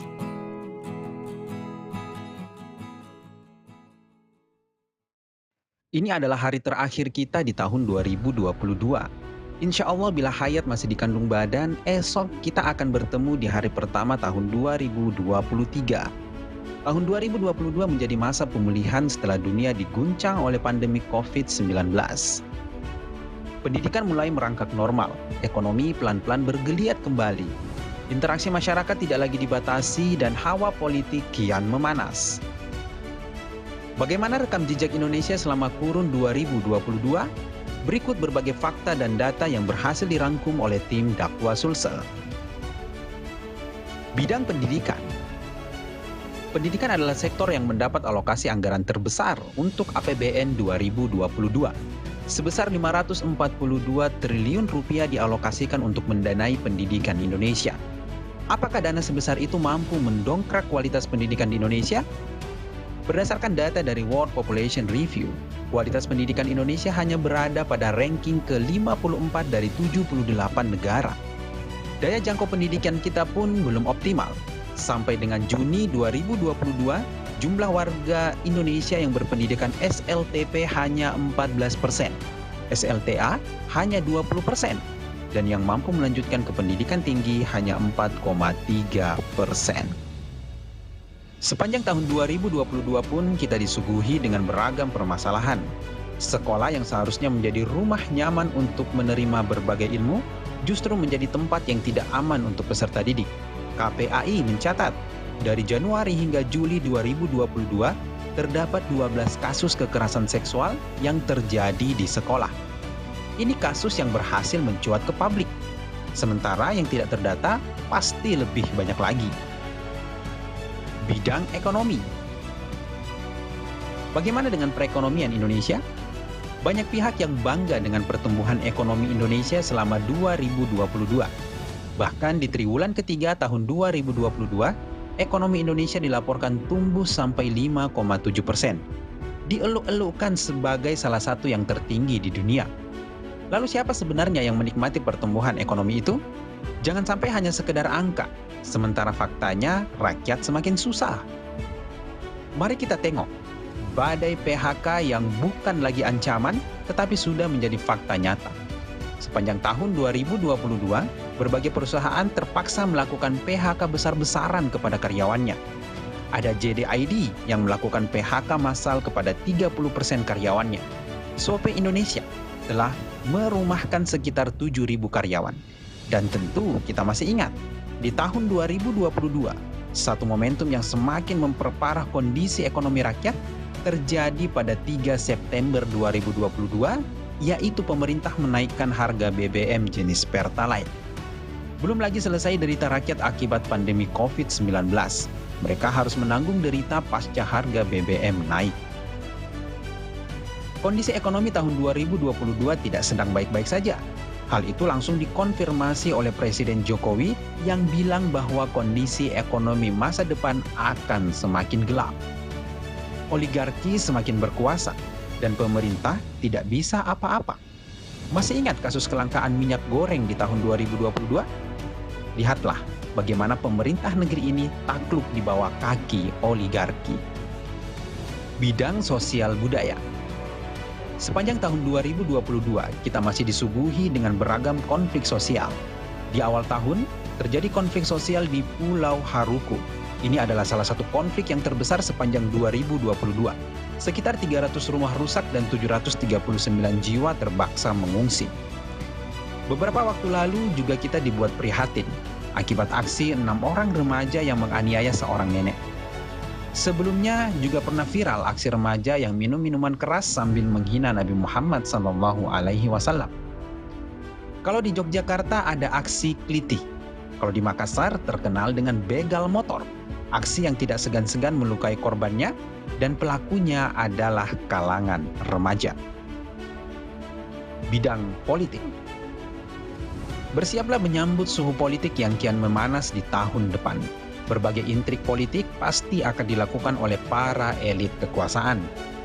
Referensi suasana politik 2022 bisa menjadi bahan prediksi akan semakin sengitnya pertarungan politik di tahun 2023. Sepanjang 2022 mencuat wacana 3 periode. Padahal ini adalah sesuatu yang inkonstitusional karena jelas amanat undang-undang mencukupkan jabatan kepala negara maksimal 2 periode. Tahun 2022 juga diwarnai dengan tingkah pejabat negara yang terkesan tidak etis. Kita tentu masih ingat pernyataan seorang menteri yang menyamakan azan dengan gonggongan anjing. Sampai dengan pernyataan presiden dalam acara publik yang bilang ciri-ciri pemimpin yang bekerja untuk rakyatnya adalah yang berambut putih. Pernyataan yang sama sekali tidak ilmiah dan tidak layak dilontarkan seorang pemimpin bangsa. Dan tentunya salah satu skandal terbesar di tahun 2022, apalagi kalau bukan kasus Sambo. Sulit rasanya untuk menyatakan kalau ini sekedar tingkah beberapa oknum ketika 97 personil polisi diperiksa dan 35 diantaranya diduga melanggar kode etik. Kalau potret penegak hukumnya saja sudah begitu, lalu kepada siapa rakyat Indonesia harus percaya dan meletakkan harapan? Sesulit dan sekelam apapun tahun 2022, rakyat Indonesia, terutama umat Islam sebagai pemegang saham terbesar di republik ini, harus selalu menumbuhkan harapan. Hidup dan masalah adalah dua sisi yang tidak mungkin terpisah. Jika masalah itu laksana penyakit, maka Islam hadir memberikan obat ampuh pada semua penyakit itu. Islam punya solusi untuk mewujudkan pendidikan yang berkarakter. Islam punya cara membentuk ekonomi yang tangguh dan anti krisis. Islam juga punya seperangkat strategi untuk membuat politik benar-benar menjadi konsep seni melayani masyarakat, bukan sekedar seni memperebutkan kekuasaan. Bagaimana nasib negeri ini di tahun depan? Akankah oligarki semakin berkuasa? Ataukah umat Islam akan sadar dan kembali kepada fitrahnya, menerapkan Islam yang kafah? Temukan jawabannya dalam refleksi akhir tahun 2022 dengan tema Oligarki Semakin Berkuasa. Selamat mengikuti.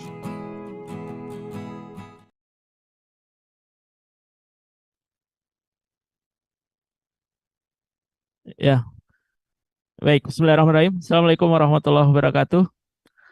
Hadirin sekalian, kita kembali lagi ke acara kita ya setelah break. Kita lanjutkan kembali ke narasumber kita yang keempat yang akan mengupas tentang sosial budaya di negeri ini ya selama setahun terakhir ini dan bagaimana 2023.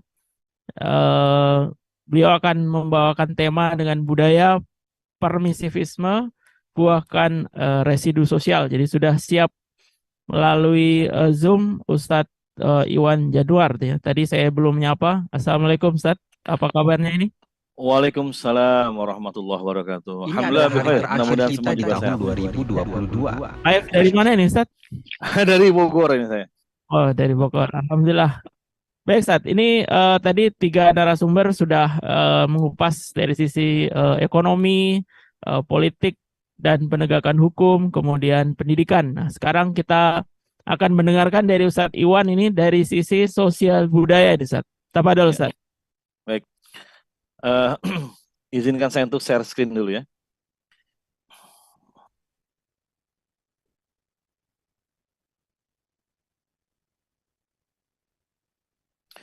Bismillahirrahmanirrahim. Assalamualaikum warahmatullahi wabarakatuh. Waalaikumsalam warahmatullahi wabarakatuh. Alhamdulillahirabbil alamin. Alhamdulillahilladzi hadana li hadza wa ma kunna linahtadiya laula an hadanallah. Asyhadu an la ilaha illallah wahdahu la syarikalah wa asyhadu anna Muhammadan abduhu wa rasuluhu allazi la nabiyya wa la rasula ba'da.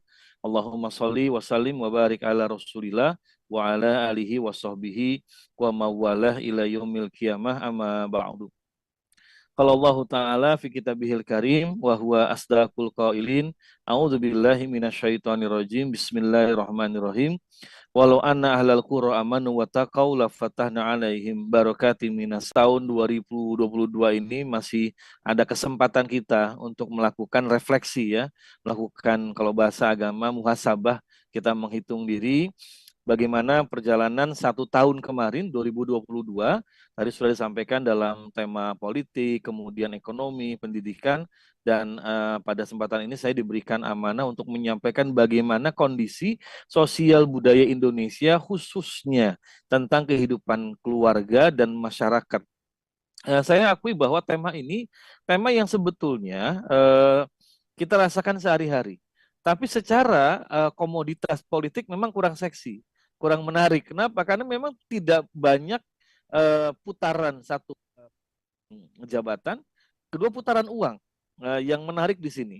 Sehingga kalau diperhatikan dari berbagai macam kebijakan yang dibuat oleh eksekutif dan legislatif, itu memang tidak banyak yang kemudian berpihak kepada kehidupan sosial masyarakat, khususnya dalam bidang pendidikan, keluarga, dan juga remaja. Sehingga kalau boleh saya katakan, kehidupan sosial keluarga, remaja, dan juga para pelajar kita ini dalam kondisi yang sudah lampu kuning menjelang merah ya. Karena memang perhatian dan juga penanganan dari pemerintah terhadap kondisi keluarga, remaja, juga pelajar di Indonesia ini terbilang masih sangat minim. Padahal beragam persoalan itu muncul dan ini tidak pernah menurun. Yang ada malah kemudian bertambah baik dari sisi kualitasnya maupun kuantitasnya. Kualitas itu artinya dari sisi damage-nya ya, dari sisi yang muncul itu memang kualitasnya yang sangat kita prihatinkan bertambah. Yang viral belakangan misalnya ya, kasus perselingkuhan menantu dengan mertua. Ini satu hal yang sangat memalukan ya, aib betul gitu. Bagaimana seorang perempuan dia mertua melakukan perselingkuhan dan menantunya yang laki-laki seperti ini. Dan masih banyak lagi berbagai macam kasus yang secara kualitas kalau diperhatikan daya rusaknya itu memang ada beragam fenomena sosial yang itu di luar akal sehat kita sebagai manusia. Tapi itu fakta yang kemudian terjadi. Nah, jadi kalau misalkan refleksi sosial Indonesia ini dengan budaya permisif itu sebenarnya sudah bisa dibaca bahwa kondisinya ini di media online ya itu juga cukup banyak yang membuat kita tuh geleng-geleng kepala. Dan ini yang kemudian harusnya menjadi perhatian besar. Mengapa? Karena namanya keluarga itu dia salah satu pilar yang sangat penting untuk masa depan bangsa. Karena kalau dari keluarga itu kan lahir nanti generasi-generasi penerus. Kalau ternyata dari keluarga sudah hancur, sudah rusak, bisa dibayangkan nanti seperti apa kehidupan sosial dan kehidupan ekonomi, politik, pendidikan Indonesia ini pada 10 tahun, 20 tahun mendatang. Jadi kasus misalnya terjadi di tanah air, itu saya menduga kuat tidak terlepas dari kondisi di keluarga. Bagaimana dulu pendidikan dari keluarganya, kondisi dia dengan istri, ya seperti itu. Atau kasus tawuran, atau kasus narkoba misalnya, nggak lepas dari kondisi keluarga. Nah sayangnya sampai hari ini memang belum mendapat penanganan dan pelindungan yang cukup karena tadi saya katakan di awal namanya bidang sosial itu bukan bidang yang secara politik menarik, ada kepentingannya dan secara uang itu tidak banyak. Jadi dengan dunia pendidikan tadi saya simak sebagian bagaimana kucuran uang di dunia pendidikan, putaran uang juga sangat besar, apalagi dalam bidang ekonomi, industri, pertambangan itu yang putaran uang sangat besar sehingga sangat dalam bahasa politik itu sangat seksi untuk kemudian menarik banyak orang ke sana. Nah, kita akan bahas bagaimana kehidupan sosial Indonesia ini tahun 2022. Ada 3 potret yang ingin saya sampaikan dalam paparan kali ini yang menjadi tolak ukur apakah sosial khususnya keluarga dan masyarakat kita itu aman atau rawan. Ada 3 potret. Yang pertama adalah profil keluarga Indonesia. Ini ingin saya paparkan secara umum ya, apakah semakin membaik ataukah kondisinya rawan, aman atau rawan seperti itu. Yang kedua, profil masyarakat Indonesia. Ada tentu dalam bidang sosial, saya nggak bahas dalam bidang ekonomi, dalam bidang sosial. Apakah aman ataukah rawan? Yang ketiga, itu adalah profil perlindungan dari negara secara konstitusional terhadap warga. Apakah perlindungannya itu sudah komprehensif, sudah memberikan rasa aman dan nyaman, ataukah sebaliknya? Jadi aman atau rawan dengan adanya undang-undang. Jangan lupa bahwa di bulan Desember ini DPR baru ketok palu mengesahkan rancangan KUHP revisi menjadi KUHP yang baru seperti itu.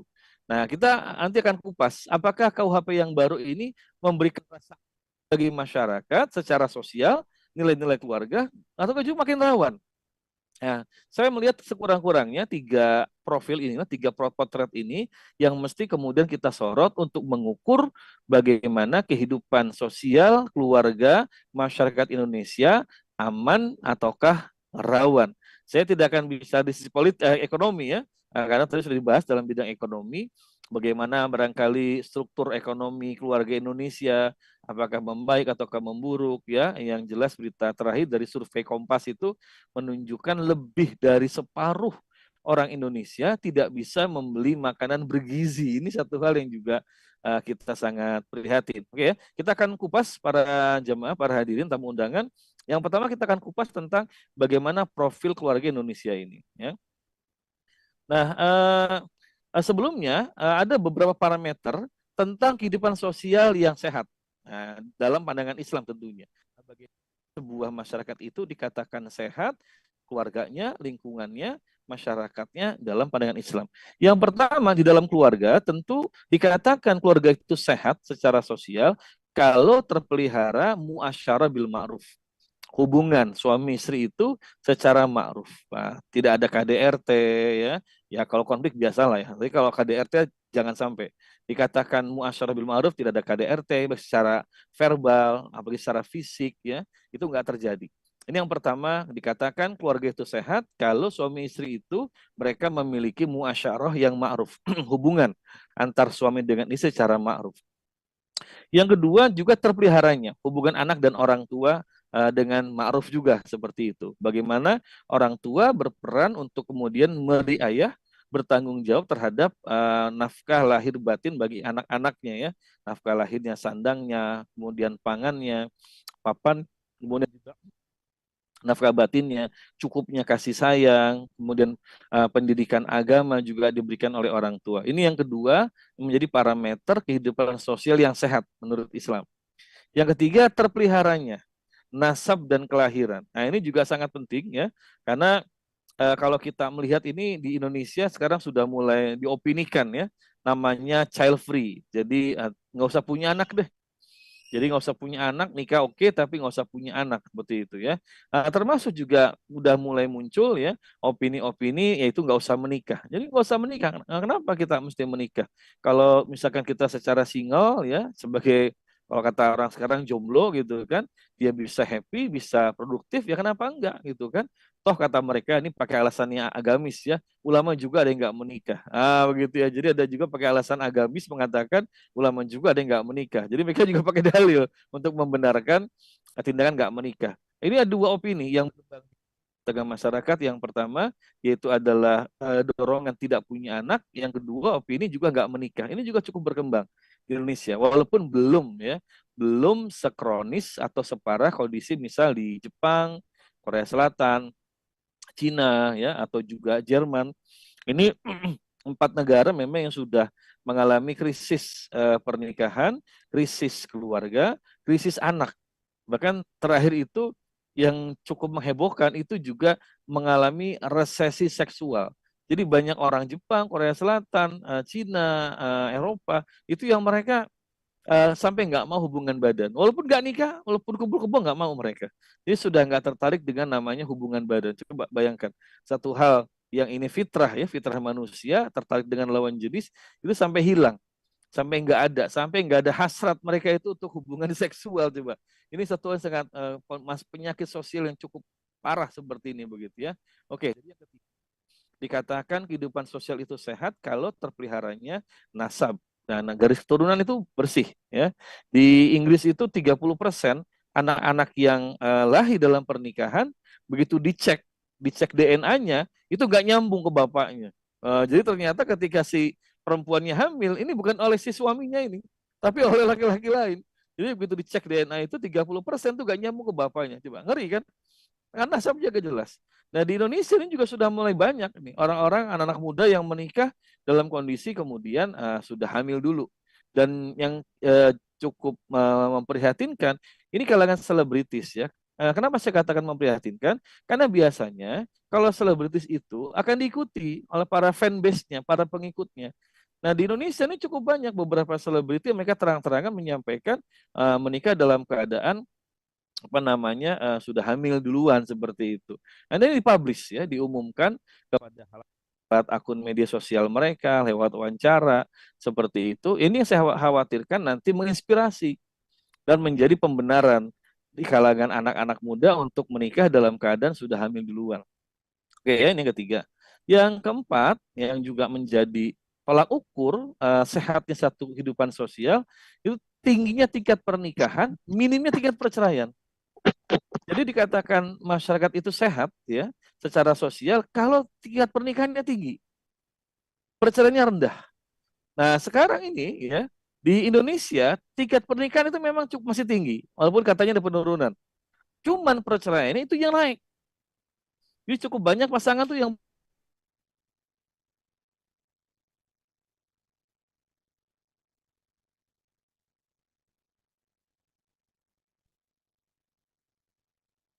Ustadz Iwan, apakah ada gangguan? Sepertinya Ustadz Iwan Januar ada gangguan ya jaringan. Kita tunggu beberapa saat dulu.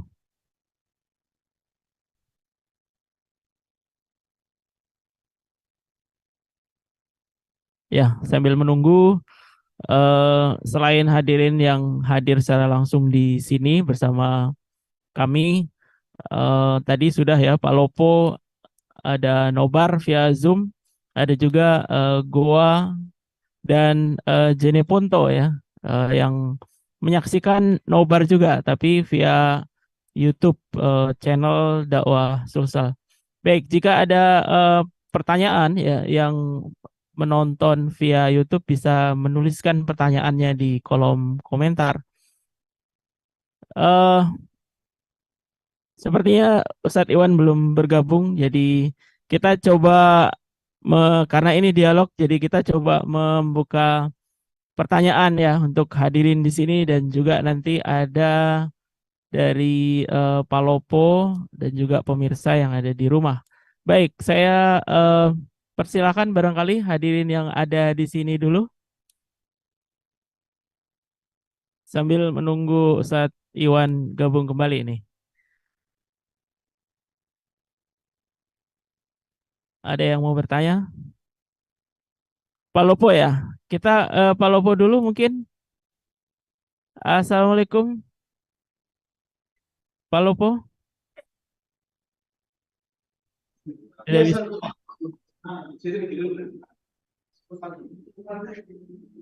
Ya, silakan Pak Lopo jika ada pertanyaan.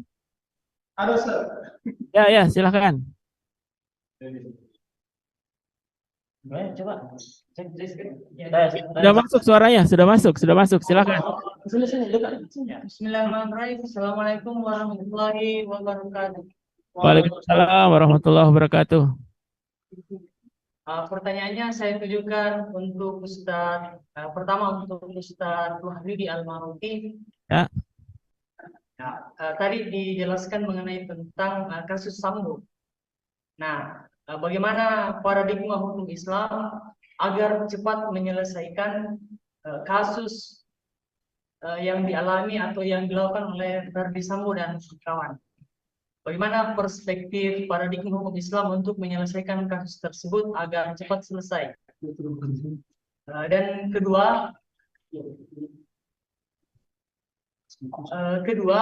ya silakan. Apa bukti bahwa oligarki hari ini bermain di sektor hukum?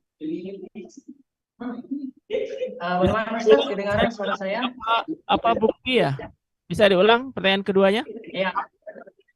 Apa bukti bahwa oligarki juga bermain di sistem hukum Indonesia hari ini? Apakah boleh masih ditambah Ustaz untuk Dr. Julian? Boleh. Silakan. Untuk Dr. Julian, bagaimana pandangan Ustadz terkait dengan kurikulum yang berlaku di Indonesia hari ini? Kedua, mengenai tentang kampus merdeka. Bagaimana pandangan Ustadz? Karena betul-betul dimarakan di kampus-kampus Indonesia hari ini. Terakhir mungkin untuk Dr. Julian. Untuk Julian, apa yang diharuskan, apa hak yang harus dilakukan oleh generasi muda saat ini untuk menatap tahun politik ke depan? Kan kita membahas refleksi. Nah, apa resolusi yang ditawarkan Dr. Julian dalam sektor pendidikan. Mungkin begitu, Ustaz. Baik, baik, Assalamualaikum baik, baik. warahmatullahi wabarakatuh. Waalaikumsalam warahmatullahi wabarakatuh. Baik, apakah sudah ada Ustadz Iwan Januar? Ya, selamat bergabung kembali Ustadz. Tadi Ya. sempat terpotong. Baik, mohon maaf ya. Kalau mau saya keep dulu ya, saya simpan dulu. Baik, silakan Ustadz Iwan. Ya, mohon maaf ya. Insyaallah. Baik.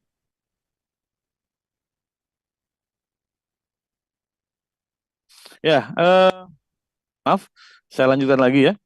Jadi ada beberapa parameter kehidupan sosial yang sehat menurut Islam.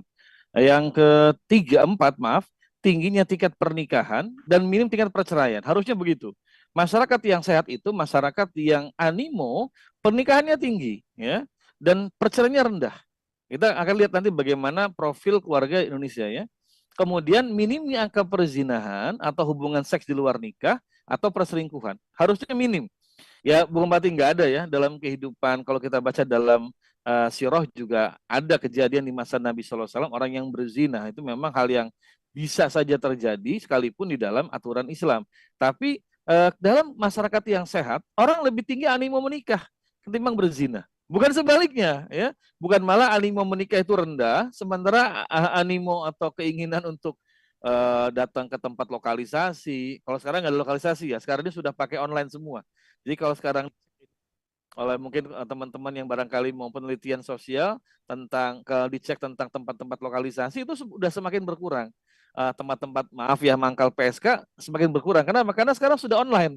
Jadi apa namanya untuk ketemu dengan tanda kutip ya laki-laki hidung belang itu mereka sudah online. Ada beberapa aplikasi itu yang laku di kalangan para pelaku prostitusi ya seperti itu. Termasuk pengguna media sosial. Nah jadi ini sekurang-kurangnya ada lima parameter kehidupan sosial yang sehat dalam Islam. Jadi itu ya, yang terakhir itu minimnya angka perzinahan atau hubungan di luar nikah dan juga minimnya tingkat perselingkuhan seperti itu. Nah, sekarang bagaimana kehidupan sosial? Yang keenam, maaf ya, ini lupa, adalah perlindungan yang layak dari negara terhadap keluarga dan juga masyarakat. Jadi kalau negara itu dia memberikan perlindungan, memberikan proteksi, sehingga keluarga itu bisa merasa aman, merasa nyaman. Istri dia aman, merasa aman saja suaminya dinas keluar kota karena tahu suaminya nggak akan selingkuh, nggak akan berzina. Kenapa? Karena ada aturan yang nanti akan bisa menjerat orang yang berzina itu atau berselingkuh dengan hukum, misalnya seperti itu. Juga orang tua merasa aman dengan pergaulan anak-anaknya karena negara melindungi remaja dan pelajar dari hubungan di luar nikah seperti itu. Nah ini yang ada 6 yang harus ada di dalam masyarakat untuk menggambarkan kehidupan masyarakat yang sehat secara sosialnya, termasuk di dalamnya adalah nilai-nilai keluarganya seperti itu. Nah, bagaimana potret keluarga Indonesia tahun 2022? Yang sebelah kiri ini menurut data BPS itu menunjukkan terjadi 1,74 juta pernikahan di Indonesia pada tahun 2021. Ini ada 1,74 juta pernikahan, cukup tinggi. Walaupun ini menunjukkan angka penurunan sebelumnya, ya, yang 1,79 juta pernikahan. Penurunan ini banyak faktor, ya, bisa karena faktor ekonomi, ya, karena pandemi selama 2 tahun lebih itu, sehingga banyak orang yang mungkin mau menikah mikir-mikir dulu, karena mereka usahanya mungkin sedang lesu atau bahkan kehilangan pekerjaan, jadi kemudian mau menikah juga mereka menunda seperti itu. Atau kedua juga bisa jadi ini yang kita khawatirkan karena muncul budaya itu menunda pernikahan. Jadi nggak yang nikah cepat-cepat atau bahkan juga muncul budaya nggak mau nikah. Lebih baik misalnya udahlah hidup bersama atau inauzubillah sampai melakukan perzinahan sebagainya. Nah, ini pernikahan yang paling banyak itu di Jawa Barat ya. Itu 300.000 lebih, kemudian Jawa Timur di angka hampir 300.000. Tetapi ini ya, walaupun angka pernikahan ini cukup tinggi, menurut BPS itu angka perceraian juga meningkat. Di sepanjang 2021 itu angka perceraian hampir 500.000. Ya. Jadi banyak terjadi perceraian di tanah air. Jadi 447.000 lebih itu perceraian sepanjang 2021. Rinciannya itu sekarang 337.000 gugat cerai. dan 110.000 itu cerai talak. Nah, angka ini meningkat meningkat dibandingkan tahun 2021 perceraiannya. Itu yang berjumlah 291.000. Jadi angka perceraian ini memang meningkat. Ya, jadi ada 337.000. Dan jumlah gugat cerai ini meningkat juga. Semakin banyak lah perempuan itu yang menggugat cerai suaminya. Macam-macam alasannya, itu karena masalah konflik ekonomi segala macam. Banyak kemudian karena perselingkuhan itu juga banyak. Jadi memang angka perceraian itu meningkat, termasuk di dalamnya angka wanita atau istri menggugat cerai suami itu juga meningkat. Nah, dari angka ini kita melihat ya bahwa berarti kan yang bercerai ini hampir 447.000, ya, banyak sekali. Jadi hampir separuh dari angka pernikahannya. Berarti menunjukkan gak sehat kehidupan sosial, khususnya kehidupan keluarga di Indonesia itu, ya bisa dikatakan gak sehat karena jumlah yang bercerai hampir separuhnya dibandingkan dengan yang menikah. Cukup banyak ini. Ini memprihatinkan, dan bahkan tadi jumlah gugat cerai itu meningkat juga, begitu ya. Jadi ini satu hal yang juga kita harus perhatikan seperti itu ya. Jadi menggambarkan kehidupan keluarga di Indonesia ini banyak yang tidak baik-baik saja, banyak yang menikah baru pernikahan di bawah 10 tahun itu bercerai. Cukup banyak. Jadi yang menikah di bawah usia 10 tahun itu kemudian pernikahan berjalan lalu mereka bercerai seperti itu. Nah, kalau kita nonton berita-berita selebriti saja itu kan banyak pasangan-pasangan selebritis yang kemudian bercerai. Nah, di kalangan masyarakat biasa itu pun tidak sedikit pasangan yang juga bercerai. Nah, yang banyak juga terjadi perceraian karena gugat cerai. Itu yang kedua, ini ya, bagaimana potret keluarga Indonesia sepanjang 2022 kita lihat di sini. Nah, menurut data Kemen PPPA, jadi Kementerian Pemberdayaan Perempuan dan Anak-anak ya, sampai Oktober 2022 itu sudah ada 18.000 lebih kasus kekerasan dalam rumah tangga ya, yang sebanyak hampir 80%-nya korbannya adalah perempuan. Ya, jadi para hadirin, para tamu undangan yang kami muliakan, Indonesia ini krisis KDRT, krisis kekerasan dalam rumah tangga. Dan kalau bicara laporan KDRT, ini yang dilaporkan. Yang nggak dilaporkan tuh banyak. Ya, kenapa? Karena banyak perempuan yang misalnya yang jadi korban, banyak keluarga yang mereka nggak mau melaporkan ke polisi, misalnya ke LBH atau ke Komnas Perempuan. Mereka memilih untuk bercerai saja. Ada juga kemudiannya saling memaafkan, selesai, kemudian rumah tangga berjalan, tapi kekerasan nggak berhenti. Seperti itu ya. Nah, kalau bicara KDRT, ini jangan salah. Menurut dokter forensik, ya psikolog forensik, maaf, dokter Riza Indragiri, beliau katakan korban KDRT itu, kalau menurut catatan beliau, itu 40% itu laki-laki. Nah, ya, kalau ini kan disebut 80% korbannya perempuan. Tapi kalau menurut Dr. Riza Indragiri, dia mengatakan dalam data yang lain itu 40% korban KDRT itu laki-laki.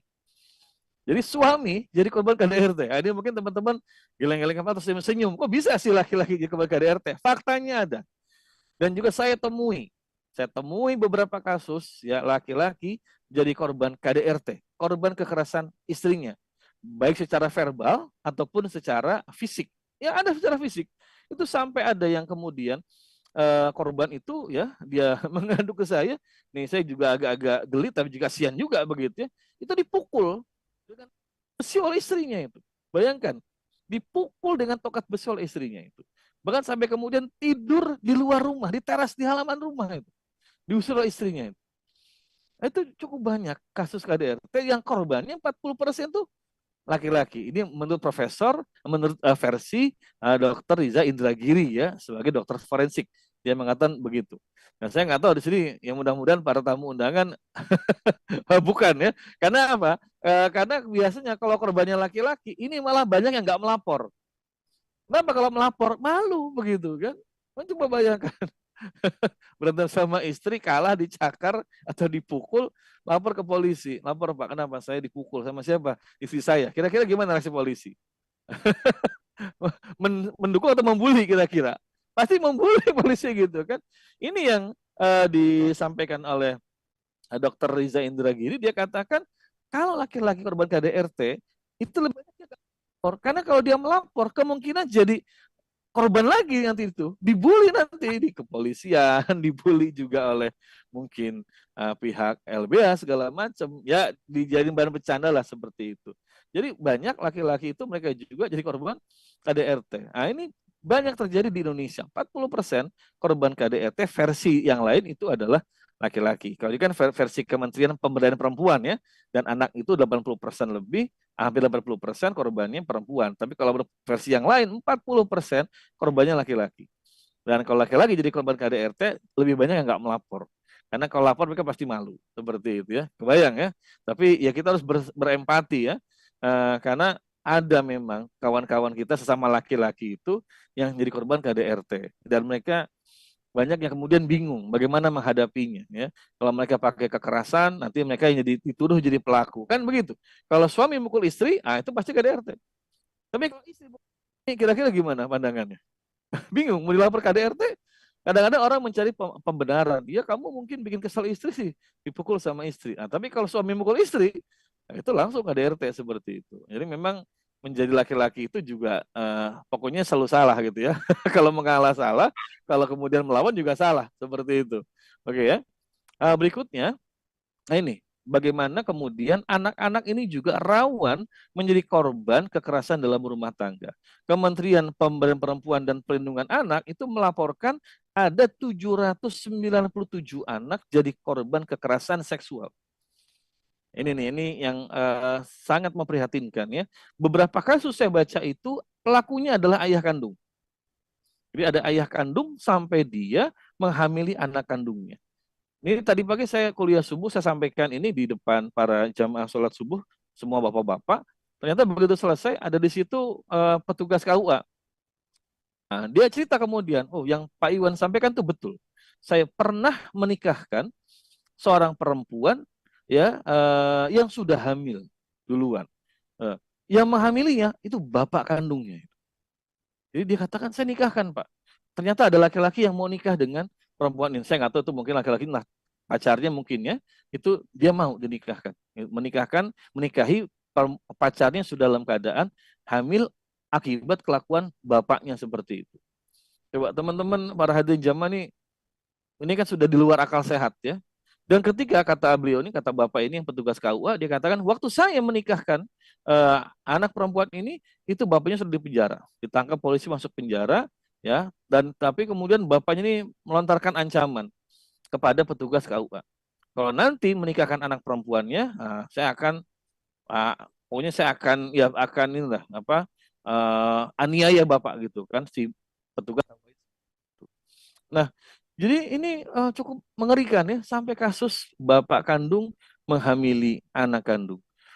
Beberapa hari lalu saya juga nonton berita seorang anak laki-laki itu mencabuli ibu kandungnya dan adik kandungnya. Coba ini. Nah, ini kan sangat luar biasa. Apa ini dampak dari pornografi? Jadi karena pornografi hari ini pornografi sudah masuk sampai ke rumah-rumah dan sangat personal. Sampai apa? Masuk ke handphone. Karena pornografi masuk ke handphone orang, ke handphone remaja, ke handphone bapak-bapak, ke handphone ibu-ibu. Masuk, gampang diakses di handphone. Dan pornografi itu merusak pikiran dari orang yang sudah edik, yang kecanduan tentang pornografi. Dan ini nanti akan berdampak pada apa? Tingginya libido seksual yang ujungnya nanti mencari pelampiasan. Kalau dia sudah menikah ada istrinya. Tapi kadang-kadang dia nggak puas sama istrinya, dia cari yang lain.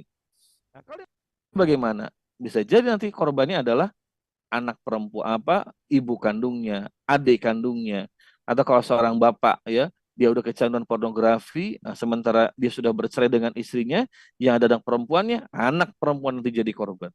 Inilah gambaran kehidupan keluarga Indonesia sekarang ini. Jadi rawan dari rasa aman, rawan dari kejahatan seksual, dan banyak korbannya adalah anak-anak seperti itu. Ya.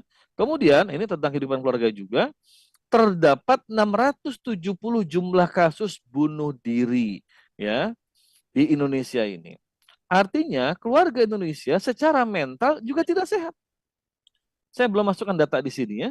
Ada 22 juta remaja Indonesia yang dilaporkan alami gangguan mental. Tertekan, stres, depresi. Ketika pandemi kemarin, pembelajaran online, itu banyak anak-anak sekolah itu tertekan, stres karena mereka nggak bisa mengikuti pelajaran online. Handphonenya nggak support atau nggak punya handphone. Punya handphone tapi nggak punya kuota. Punya handphone ada kuota tapi sinyalnya nggak ada. Belum lagi tugas-tugasnya. Itu nggak sedikit pelajar kita tuh stres ketika pembelajaran online. Selain juga orang tua juga stres ya. Guru juga stres seperti itu.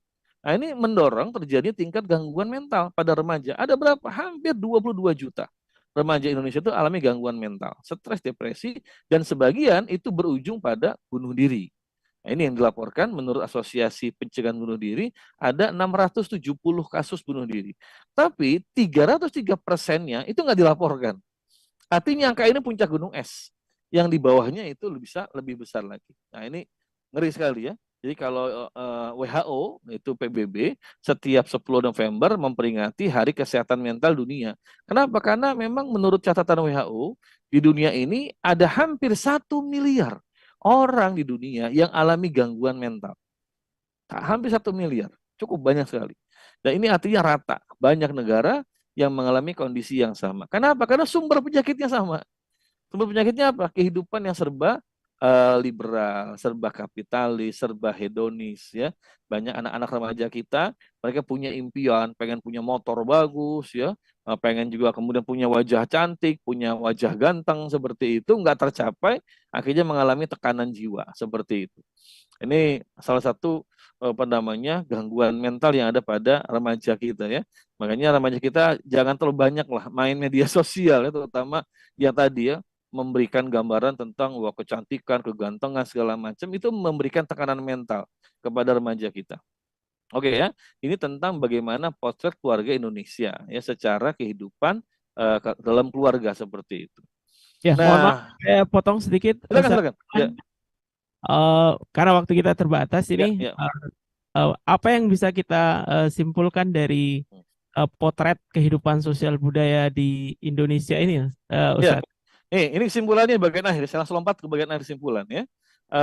Kalau kita simpulkan, masih banyak keluarga Indonesia yang rawan dari rasa aman dan pemenuhan nilai keluarga. Yang kedua, anak-anak dan remaja kita itu terancam budaya hedonisme dan rentan alami gangguan mental. Ya. Yang ketiga, masyarakat Indonesia itu masih jauh dari bebasnya budaya pergaulan bebas, ya, dan juga masih jauh dari rasa aman, ancaman penularan penyakit kelamin dan HIV/AIDS, ya. Kemudian kelompok LGBT ini semakin mendapatkan tempat, semakin eksis di masyarakat dan jumlahnya berkembang. Dan terakhir, negara pada hari ini minim memberikan perlindungan, bahkan justru memberikan peluang kerusakan terhadap nilai-nilai keluarga. Nanti sebetulnya saya sampaikan, tapi waktunya terbatas. KUHP yang baru dibentuk, yang baru disahkan itu justru membuka peluang pergaulan bebas, kemudian juga membuka peluang untuk kaum LGBT, dan mereka ini akan nanti menjadi ancaman bagi keluarga Indonesia. Dan pangkalnya satu, karena sekarang ini keluarga Indonesia, masyarakat Indonesia itu, mereka sudah hidup di dalam budaya yang liberal, budaya yang serba boleh, permisif namanya. Kemudian mencari kepuasan fisik, hedonisme namanya seperti itu. Ya, mereka nonton film porno, lihat gambar porno, ingin memuaskan dorongan seksualnya, maka hedonismenya muncul. Apa? Berzina, ke PSK dan sebagainya. Sayangnya kemudian negara dalam sistem demokrasi itu memang tidak mau menyentuh masalah privat. Jadi menurut negara dalam sistem demokrasi urusan keluarga itu urusan privat, urusan pribadi, bukan urusan negara. Negara ngapain urusannya? Negara urusannya adalah membuat undang-undang. Negara itu urusannya yang membantu oligarki. Negara urusannya itu adalah membantu sistem politik. Tapi masalah keluarga, pergaulan itu urusan privat yang itu diserahkan pada masing-masing warga. Jadi jangan heran bahwa nanti regulasi terkait dengan keluarga, dengan remaja itu bukannya melindungi, malah memberikan kebebasan yang makin luas, makin permisif. Ujungnya makin rusak. Nah, itu kesimpulannya barangkali ya. Baik, terima kasih Ustaz Iwan. Sama-sama. Ya, saya tadi sudah ada pertanyaan dari pemirsa yang nobar di Palopo ya. Ada beberapa pertanyaan yang ditujukan kepada Ustaz Wahyudi dan Dr. Julian. Saya memberikan kesempatan juga untuk hadirin yang ada di sini. Barangkali ada yang mau menyampaikan pertanyaan. Ya, satu orang, satu saja. Ya, silakan. Apa pertanyaannya?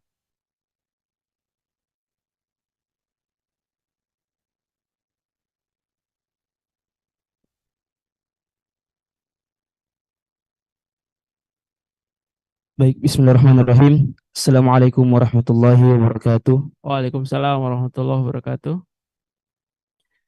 Baik, terima kasih atas kesempatan yang diberikan oleh moderator kepada kami untuk bertanya kepada pemateri. Ya, silakan. Baik, langsung saja Ustadz. Baru-baru saja kami di salah satu kampus diskusi dengan dosen dan ada statement beliau yang mengatakan bahwasanya untuk mewujudkan hukum yang berkeadilan dibutuhkan reformasi. Namun reformasi yang dimaksud di sini adalah penegakan hukumnya itu yaitu reformasi institusi. Dan reformasi yang institusi yang ideal itu harus mengacu pada 3 orientasi utama. Yang pertama itu prinsip demokrasi, yang kedua rule of law, yang ketiga hak asasi. Nah, saya ingin meminta tanggapan kepada pemateri apa yang dimana kekeliruan asas berpikirnya ini salah satu dosen yang menyampaikan argumentasi seperti ini. Syukran jazakumullah khair. Assalamualaikum warahmatullahi wabarakatuh. Waalaikumsalam warahmatullahi wabarakatuh. Baik, masih ada lagi? Cukup dulu ya. Jadi tadi kita sudah menyimak pertanyaan dari pemirsa yang ada di Palopo ya. Ini kebetulan ditujukan kepada 2 narasumber, kepada Ustadz Wahyudi dengan Dr. Julian. Untuk Ustadz Wahyudi ini pertanyaannya begini Ustadz. Dalam kasus Sambo ya, yang hari-hari kita lihat, ini bagaimana pandangan menurut hukum Islam gitu? Ya, bagaimana menurut hukum Islam untuk kasus Sambo? Kemudian pertanyaan kedua, apa bukti bahwa oligarki itu sudah masuk atau mempengaruhi hukum di Indonesia itu, Ustaz? Apa dong, Ustaz? Mungkin itu dulu. Baik, Kan, saya jawab ya, langsung. sekali ya, yang pertanyaan terakhir, Ustaz, yang tentang hukum yang berkeadilan itu butuh 3 pilar. Yang pertama demokrasi, kemudian rule of law, dan hak asasi. Ya, tafadhol, Ustaz. Oke, baik, saya jawab ya. Ini terkait dengan bagaimana kalau Islam mendapatkan kasus semisal kasus Sambo gitu ya. Ada aparat nembak anak buahnya sendiri misalnya atau membunuh anak buah sendiri sehingga mati gitu, menimbulkan kematian. Apakah akan disidang selama ini gitu. Nah, ini mungkin memang sangat berbeda ya kasusnya. Dalam hukum Islam itu memang didesain atau dirancang atau dibuat begitu simple, cepat dan akurat, gitu. Murah tapi berkualitas. Nah, beda dengan hukum dalam acara pidana kita yang mengadopsi dari warisan penjajah Belanda yang kemudian ada kemarin tanggal 3 September itu dibuat KUHP baru, tapi saya melihat bahwa semangat dari KUHP baru ini jauh lebih kolonial daripada penjajah Belanda itu sendiri. Karena banyak sekali pasal-pasal yang justru ingin menghukum rakyatnya, semangat menghukum rakyatnya itu besar, bukan justru ingin melindungi dan membebaskannya. Itu yang satu. Yang kedua, hukum acara dalam Islam sangat simpel. Jadi yang paling penting dalam Islam itu adalah satu, pengakuan, kedua, saksi, baru pembuktian. Jadi kalau orang sudah mengaku, kemudian ada saksi, ya sudah, kalau sudah mengaku saksinya ada, buktinya ada, sudah langsung dihukum. Dan hukuman dalam Islam begitu jelas dan lugas. Siapa membunuh dia dikisos, berarti kalau dia membunuh sampai mati berarti hukumannya hukuman mati.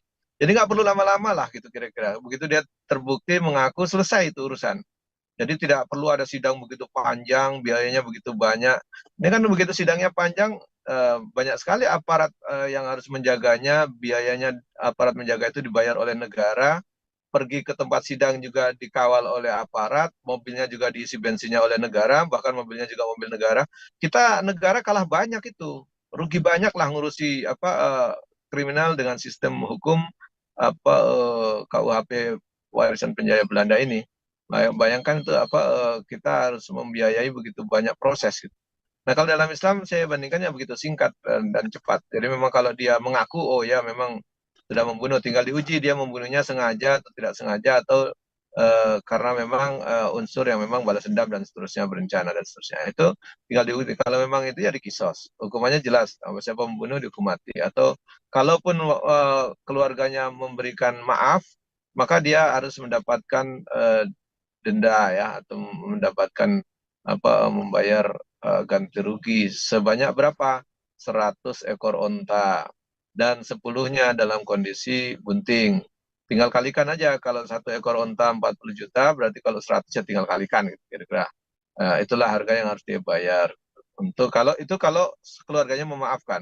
Kalau keluarganya tidak memaafkan, maka harus dikisos, hukum mati balik. Selesai sebenarnya. Di situ mudah sekali, simpel sekali, tidak perlu ada tontonan yang begitu panjang, tidak perlu ada biaya persidangan yang begitu mahal. Nah, itu dalam konteks Islam. Ya tergantung kita memilih hukum mana. Kebetulan kita tidak menggunakan hukum Islam saat ini kan gitu, kira-kira begitu. Hukum Islam saat ini ada di ruang privat saja, hukum mengatur hukuman waris, nikah, talak, cerai, itu kira-kira begitu.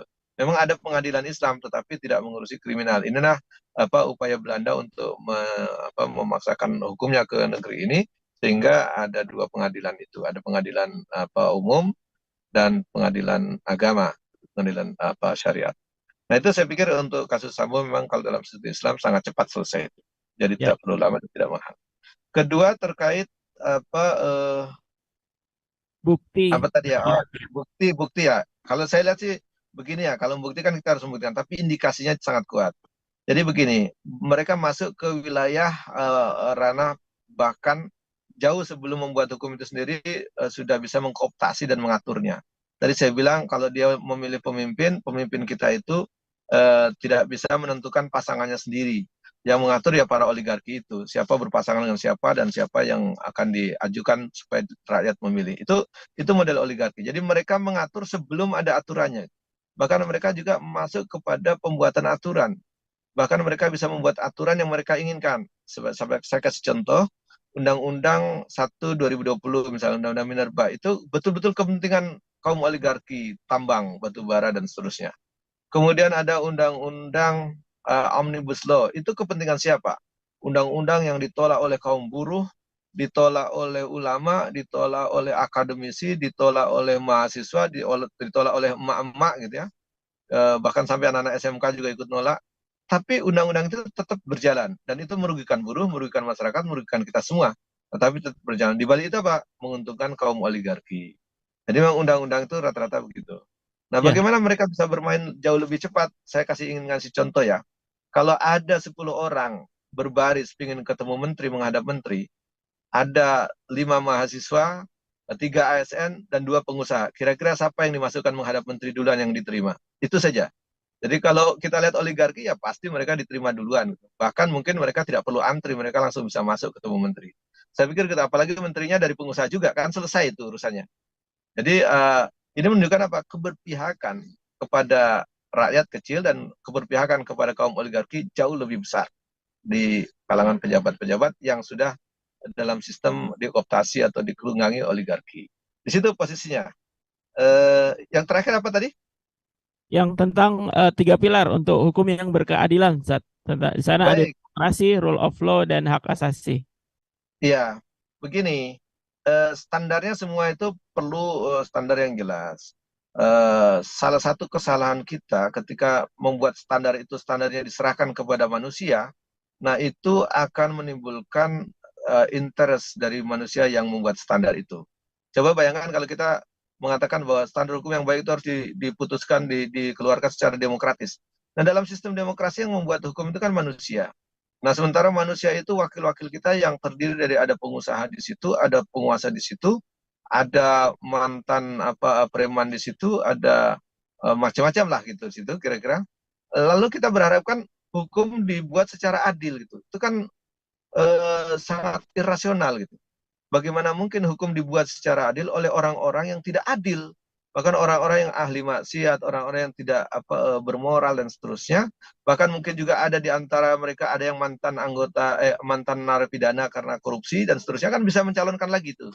Jadi mantan orang koruptor 5 tahun kemudian dia boleh mencalonkan lagi. Itu kan di negeri ini gitu. Kenapa undang-undang itu keluar? Ya, karena mereka juga yang buat gitu. Nah, ini menurut saya dengan salah satu indikator itu titik lemahnya besar sekali ketika menyerahkan sistem itu dalam pembuatan hukum, salah satu standarnya dengan demokrasi. Di mana demokrasi itu menyerahkan pembuatan hukum kepada manusia. Sementara manusia membuat hukum itu pasti ada kepentingan dia. Jadi dia tidak akan mungkin membuat hukum yang akan menjerat lehernya sendiri, kan enggak gitu kira-kira. Nggak Ya. mungkin anggota DPR membuat hukum yang ingin menangkap mereka semua, kan nggak mungkin begitu. Kira-kira begitu. Jadi di situ sudah runtuh gitu. Nah, Ya. apalagi kalau dibilang hak asasi manusia, di mana hak-hak itu gitu. Faktanya ketika dilaksanakan konteks hak asasi kan faktanya tidak bisa diterapkan karena memang standar manusia itu beda-beda. Kita manusia di Indonesia berbeda dengan orang di barat, berbeda dengan orang di timur dan seterusnya. Pasti berbeda-beda nilainya dan standarnya. Oleh karena kalau membuat standar hukum distandarkan kepada manusia, maka pasti tidak akan adil, pasti tidak akan baik. Dan pasti akan terjadi pertentangan-pertentangan di situ karena banyak kepentingan. Dan juga pasti tidak akan bertahan lama karena pasti tidak sesuai juga dengan generasi berikutnya yang sesuai kebutuhannya. Itu sudah terbukti banyak sekali undang-undang yang dibuat oleh manusia, baru dibuat beberapa tahun sudah diganti lagi, bahkan ada yang baru diputuskan kemudian dikeluarkan perpu gitu. Kan pernah kita membuat undang-undang itu gitu. Baru disahkan besoknya dikeluarkan perpu ganti gitu, tidak dipakai. Dan biayanya sudah mahal tapi percuma nggak digunakan. Kira-kira begitu kalau kita lihat di situ krusialnya. Baik, terima kasih Ustaz Wahyudi Ya, untuk terima kasih. jawabannya. Saya beralih ke Ustaz Haris nih. Ini ada komentar di YouTube ya dari Pak Amir Listu ini. Begini pernyataan ya, perlu ditanggapi barangkali Ustaz. Jadi beliau menyatakan begini, oligarki makin besar di Indonesia karena orang pribumi sendiri yang membantu dan mendukung oligarki lewat membeli rokoknya dan produk lainnya, ya, belanja di toko mereka, memilih caleg, gubernur dan presiden. Ini ada pernyataan begini, Ustaz. Nah, mohon tanggapannya, Ustaz. Mungkin singkat ya. Ya, ya kalau kita lihat sesungguhnya, kalau kita bertanya kepada masyarakat bahwa apakah mereka menginginkan perubahan, ya saya yakin bahwa di atas 50% itu pasti menjawab bahwa mereka akan melakukan perubahan. Tetapi ketika kita bertanya perubahan seperti apa yang mereka inginkan, maka disitulah akan terjadi perbedaan. Ya, ada memang di antara mereka, di antara masyarakat kita yang menginginkan sebuah perubahan yang sifatnya ideologis, tetapi itu sangat kecil. Tapi yang justru banyak adalah masyarakat yang justru menginginkan perubahan yang sifatnya pragmatis. Contoh misalnya, di satu sisi negara mengatakan bahwa rokok itu berbahaya. Tapi di sisi lain, pabrik rokok tetap ada di mana-mana. Kemudian pada saat yang bersamaan, negara justru mengambil pajak atau bea cukai dari pabrik rokok itu. Ya makanya kalau kita bicara tentang bahwa masyarakat yang mendukung adanya perubahan yang terjadi di tengah masyarakat, sebenarnya bisa kita lihat karena di situ sebenarnya ada yang disebut dengan persoalan naluri, persoalan keinginan. Yang namanya naluri memang tidak akan bisa dihilangkan. Masyarakat ingin membeli rokok, itu sebenarnya nalurinya dia. Nah, untuk menghilangkan itu sebenarnya tidak bisa. Yang bisa dilakukan adalah menghilangkan penyebabnya sehingga naluri itu tidak muncul. Karena naluri itu muncul ketika ada yang mempengaruhi. Kenapa masyarakat membeli rokok? Karena masih ada rokok yang beredar. Makanya mestinya kalau masyarakat mau dihentikan rokoknya, maka yang harus dilakukan adalah menghentikan pabriknya. Nah, tetapi kan ini tidak bisa. Ya, tidak bisa karena apa? Karena di situ ada pendapatan negara, kemudian yang kedua, di situ ada bisnis besar yang dilakukan oleh para oligarki itu. Nah, oleh karenanya, memang Yang harus dilakukan sekarang adalah mengantar masyarakat untuk melakukan perubahan bukan yang hanya sifatnya pragmatis, tapi perubahan yang sifatnya ideologis. Ya, perubahan yang sifatnya pragmatis inilah yang mudah untuk digiring. Sedikit saja diberikan uang itu bisa berubah. Ya. Dan ini yang terjadi di tengah masyarakat kita, saya kira. Ya, baik. Terima kasih Ustadz untuk tanggapannya ya. Tadi mungkin bukan pertanyaan tapi pernyataan. Saya ke Dr. Julian mungkin masih bergabung, Ustadz. Tadi ada pertanyaan untuk Dr. Julian dari Palopo ya. Ada 3 pertanyaan nih. Tentang bagaimana pendapatnya tentang kurikulum yang ada sekarang, kemudian tentang kampus merdeka ya. Kemudian apa yang harus dilakukan generasi muda menghadapi tahun politik ya. Tapi Ustadz, singkat ya Ustadz. Soalnya di sini di Makassar udah mau zuhur nih. Ya. Siap. Di Bandung ini baru mau jam 11. Ya, baik. Intinya adalah kurikulum MBKM. Tadi saya sedikit singgung juga, ada Merdeka Belajar dan MBKM adalah rangkaian kurikulum yang memang diharapkan sebetulnya mengisi ruang kelemahan dari kurikulum yang ada. Di antaranya adalah bagaimana membebaskan pelajar atau mahasiswa untuk mengambil kepeminatan sesuai dengan apa namanya yang diinginkan.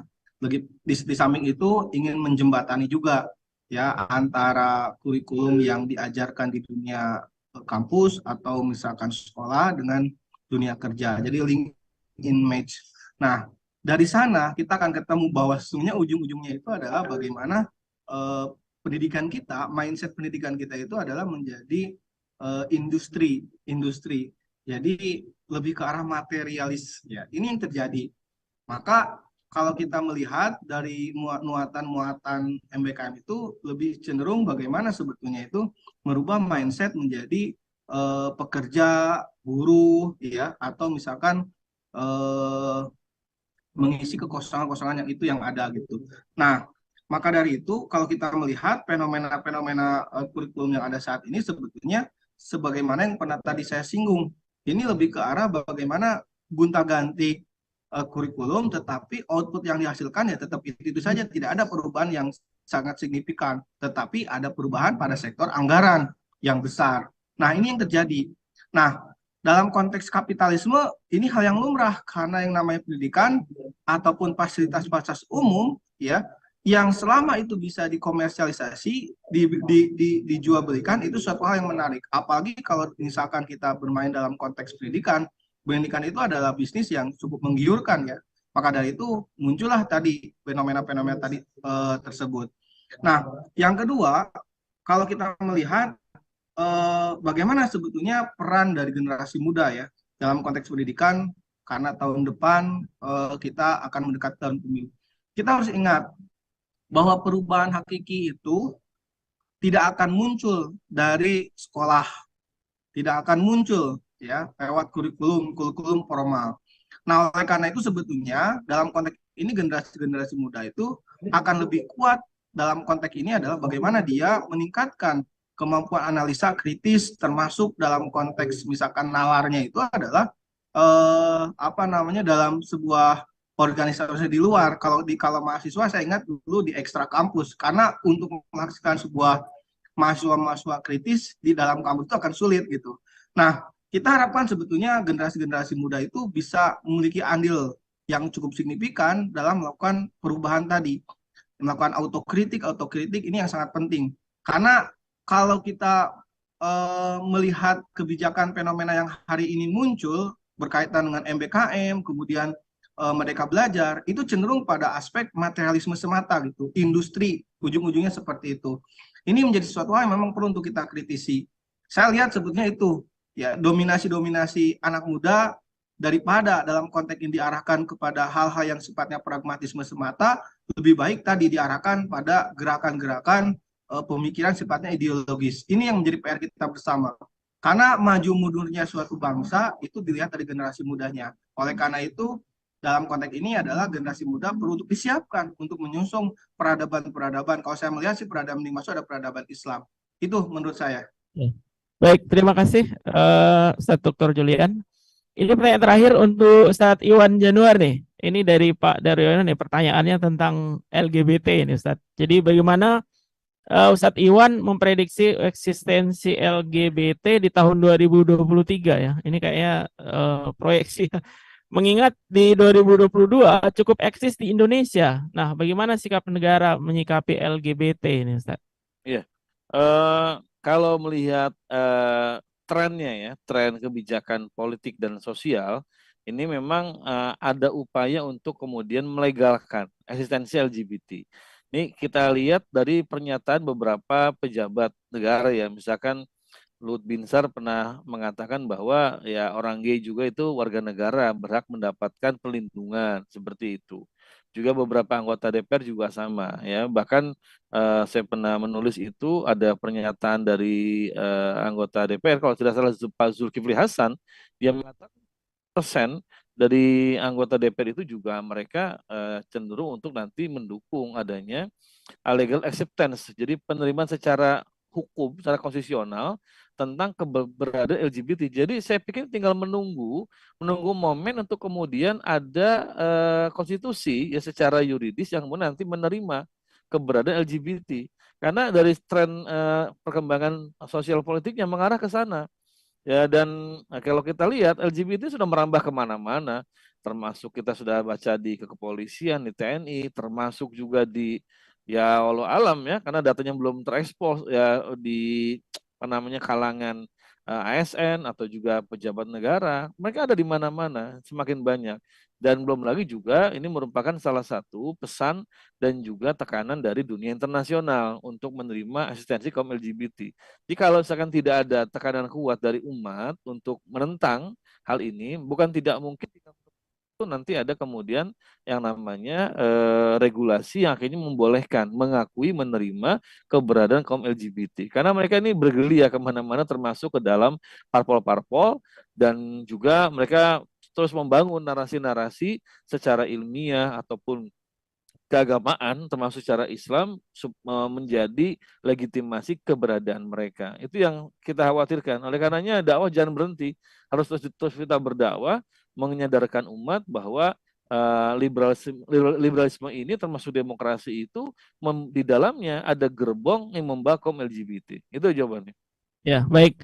Terima kasih Ustadz Iwan. Waktu sudah pukul 12 ya, waktu Makassar. Sebentar lagi masuk waktu zuhur. Jadi untuk terakhir mungkin kita butuh closing statement ya dari masing-masing narasumber secara singkat juga mungkin pesan-pesannya untuk 2023. Saya berikan kesempatan pertama untuk Ustadz Wahyudi Al-Maroki barangkali. Silakan Ustadz untuk closing statementnya. Masih belum bisa, ke Ustadz Haris dulu deh, ya. Oh, sudah bisa bergabung ya. Ustadz Wahyudi, silakan closing statementnya, Ustadz. Baik, saya menganggap bahwa kalau kita ingin melakukan perubahan politik hukum disibuk dengan pestanya kaum oligarki, maka tentu umat Islam akan menjadi menjadi korban berikutnya, korban janji-janji politik dari kaum oligarki yang semuanya tidak pernah terlaksana tetapi hanya untuk mendukung dan mensukseskan pestanya kaum oligarki. Saya pikir itu. Terima kasih. Assalamualaikum warahmatullahi wabarakatuh. Waalaikumsalam warahmatullahi wabarakatuh. Terima kasih kembali Ustadz. Ke Ustadz Haris silakan closing statementnya. Iya, untuk menghentikan oligarki dalam sistem neoliberalisme ini paling tidak dibutuhkan ada 3. Yang pertama adalah lingkaran oligarki ini sudah harus dihentikan, terutama dalam pengolahan sumber daya alam. Karena sumber finansial mereka itu ada pada sumber daya alam. Kemudian yang kuat, kalau tidak ada sebuah sistem yang baik.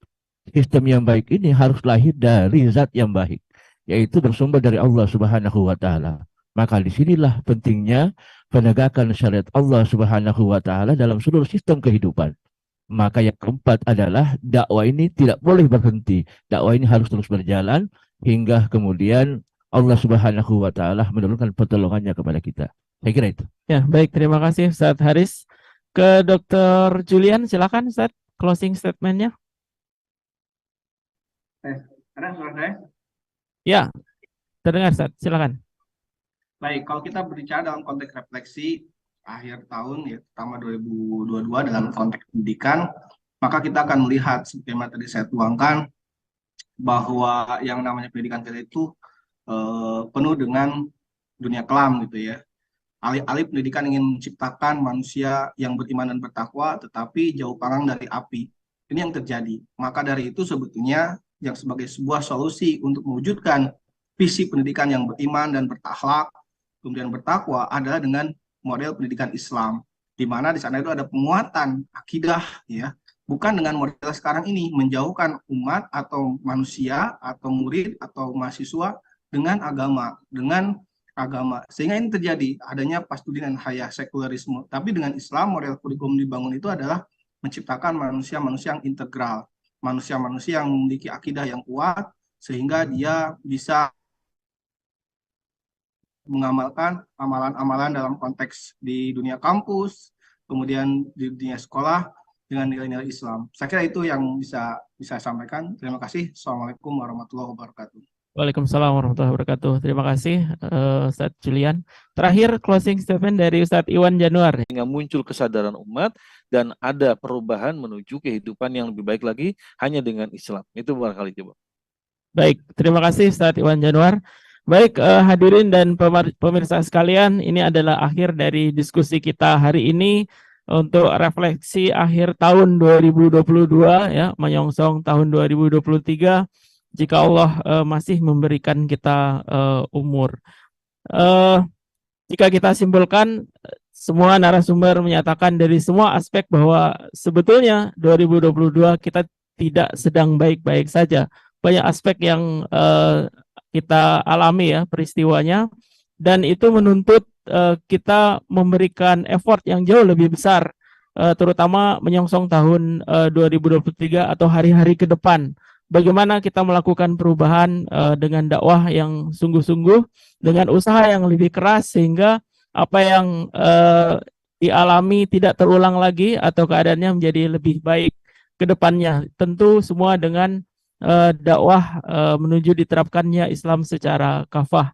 Saya kira demikian, kita ucapkan terima kasih yang sebesar-besarnya kepada semua narasumber kita yang hari ini memberikan pencerahan kepada kita semua. Semoga Allah Subhanahu wa taala menjaga semua narasumber kita ya, memberikan kesehatan, memberikan umur panjang, memberikan kekuatan untuk selalu memberikan edukasi dan dakwah kepada masyarakat kita ya.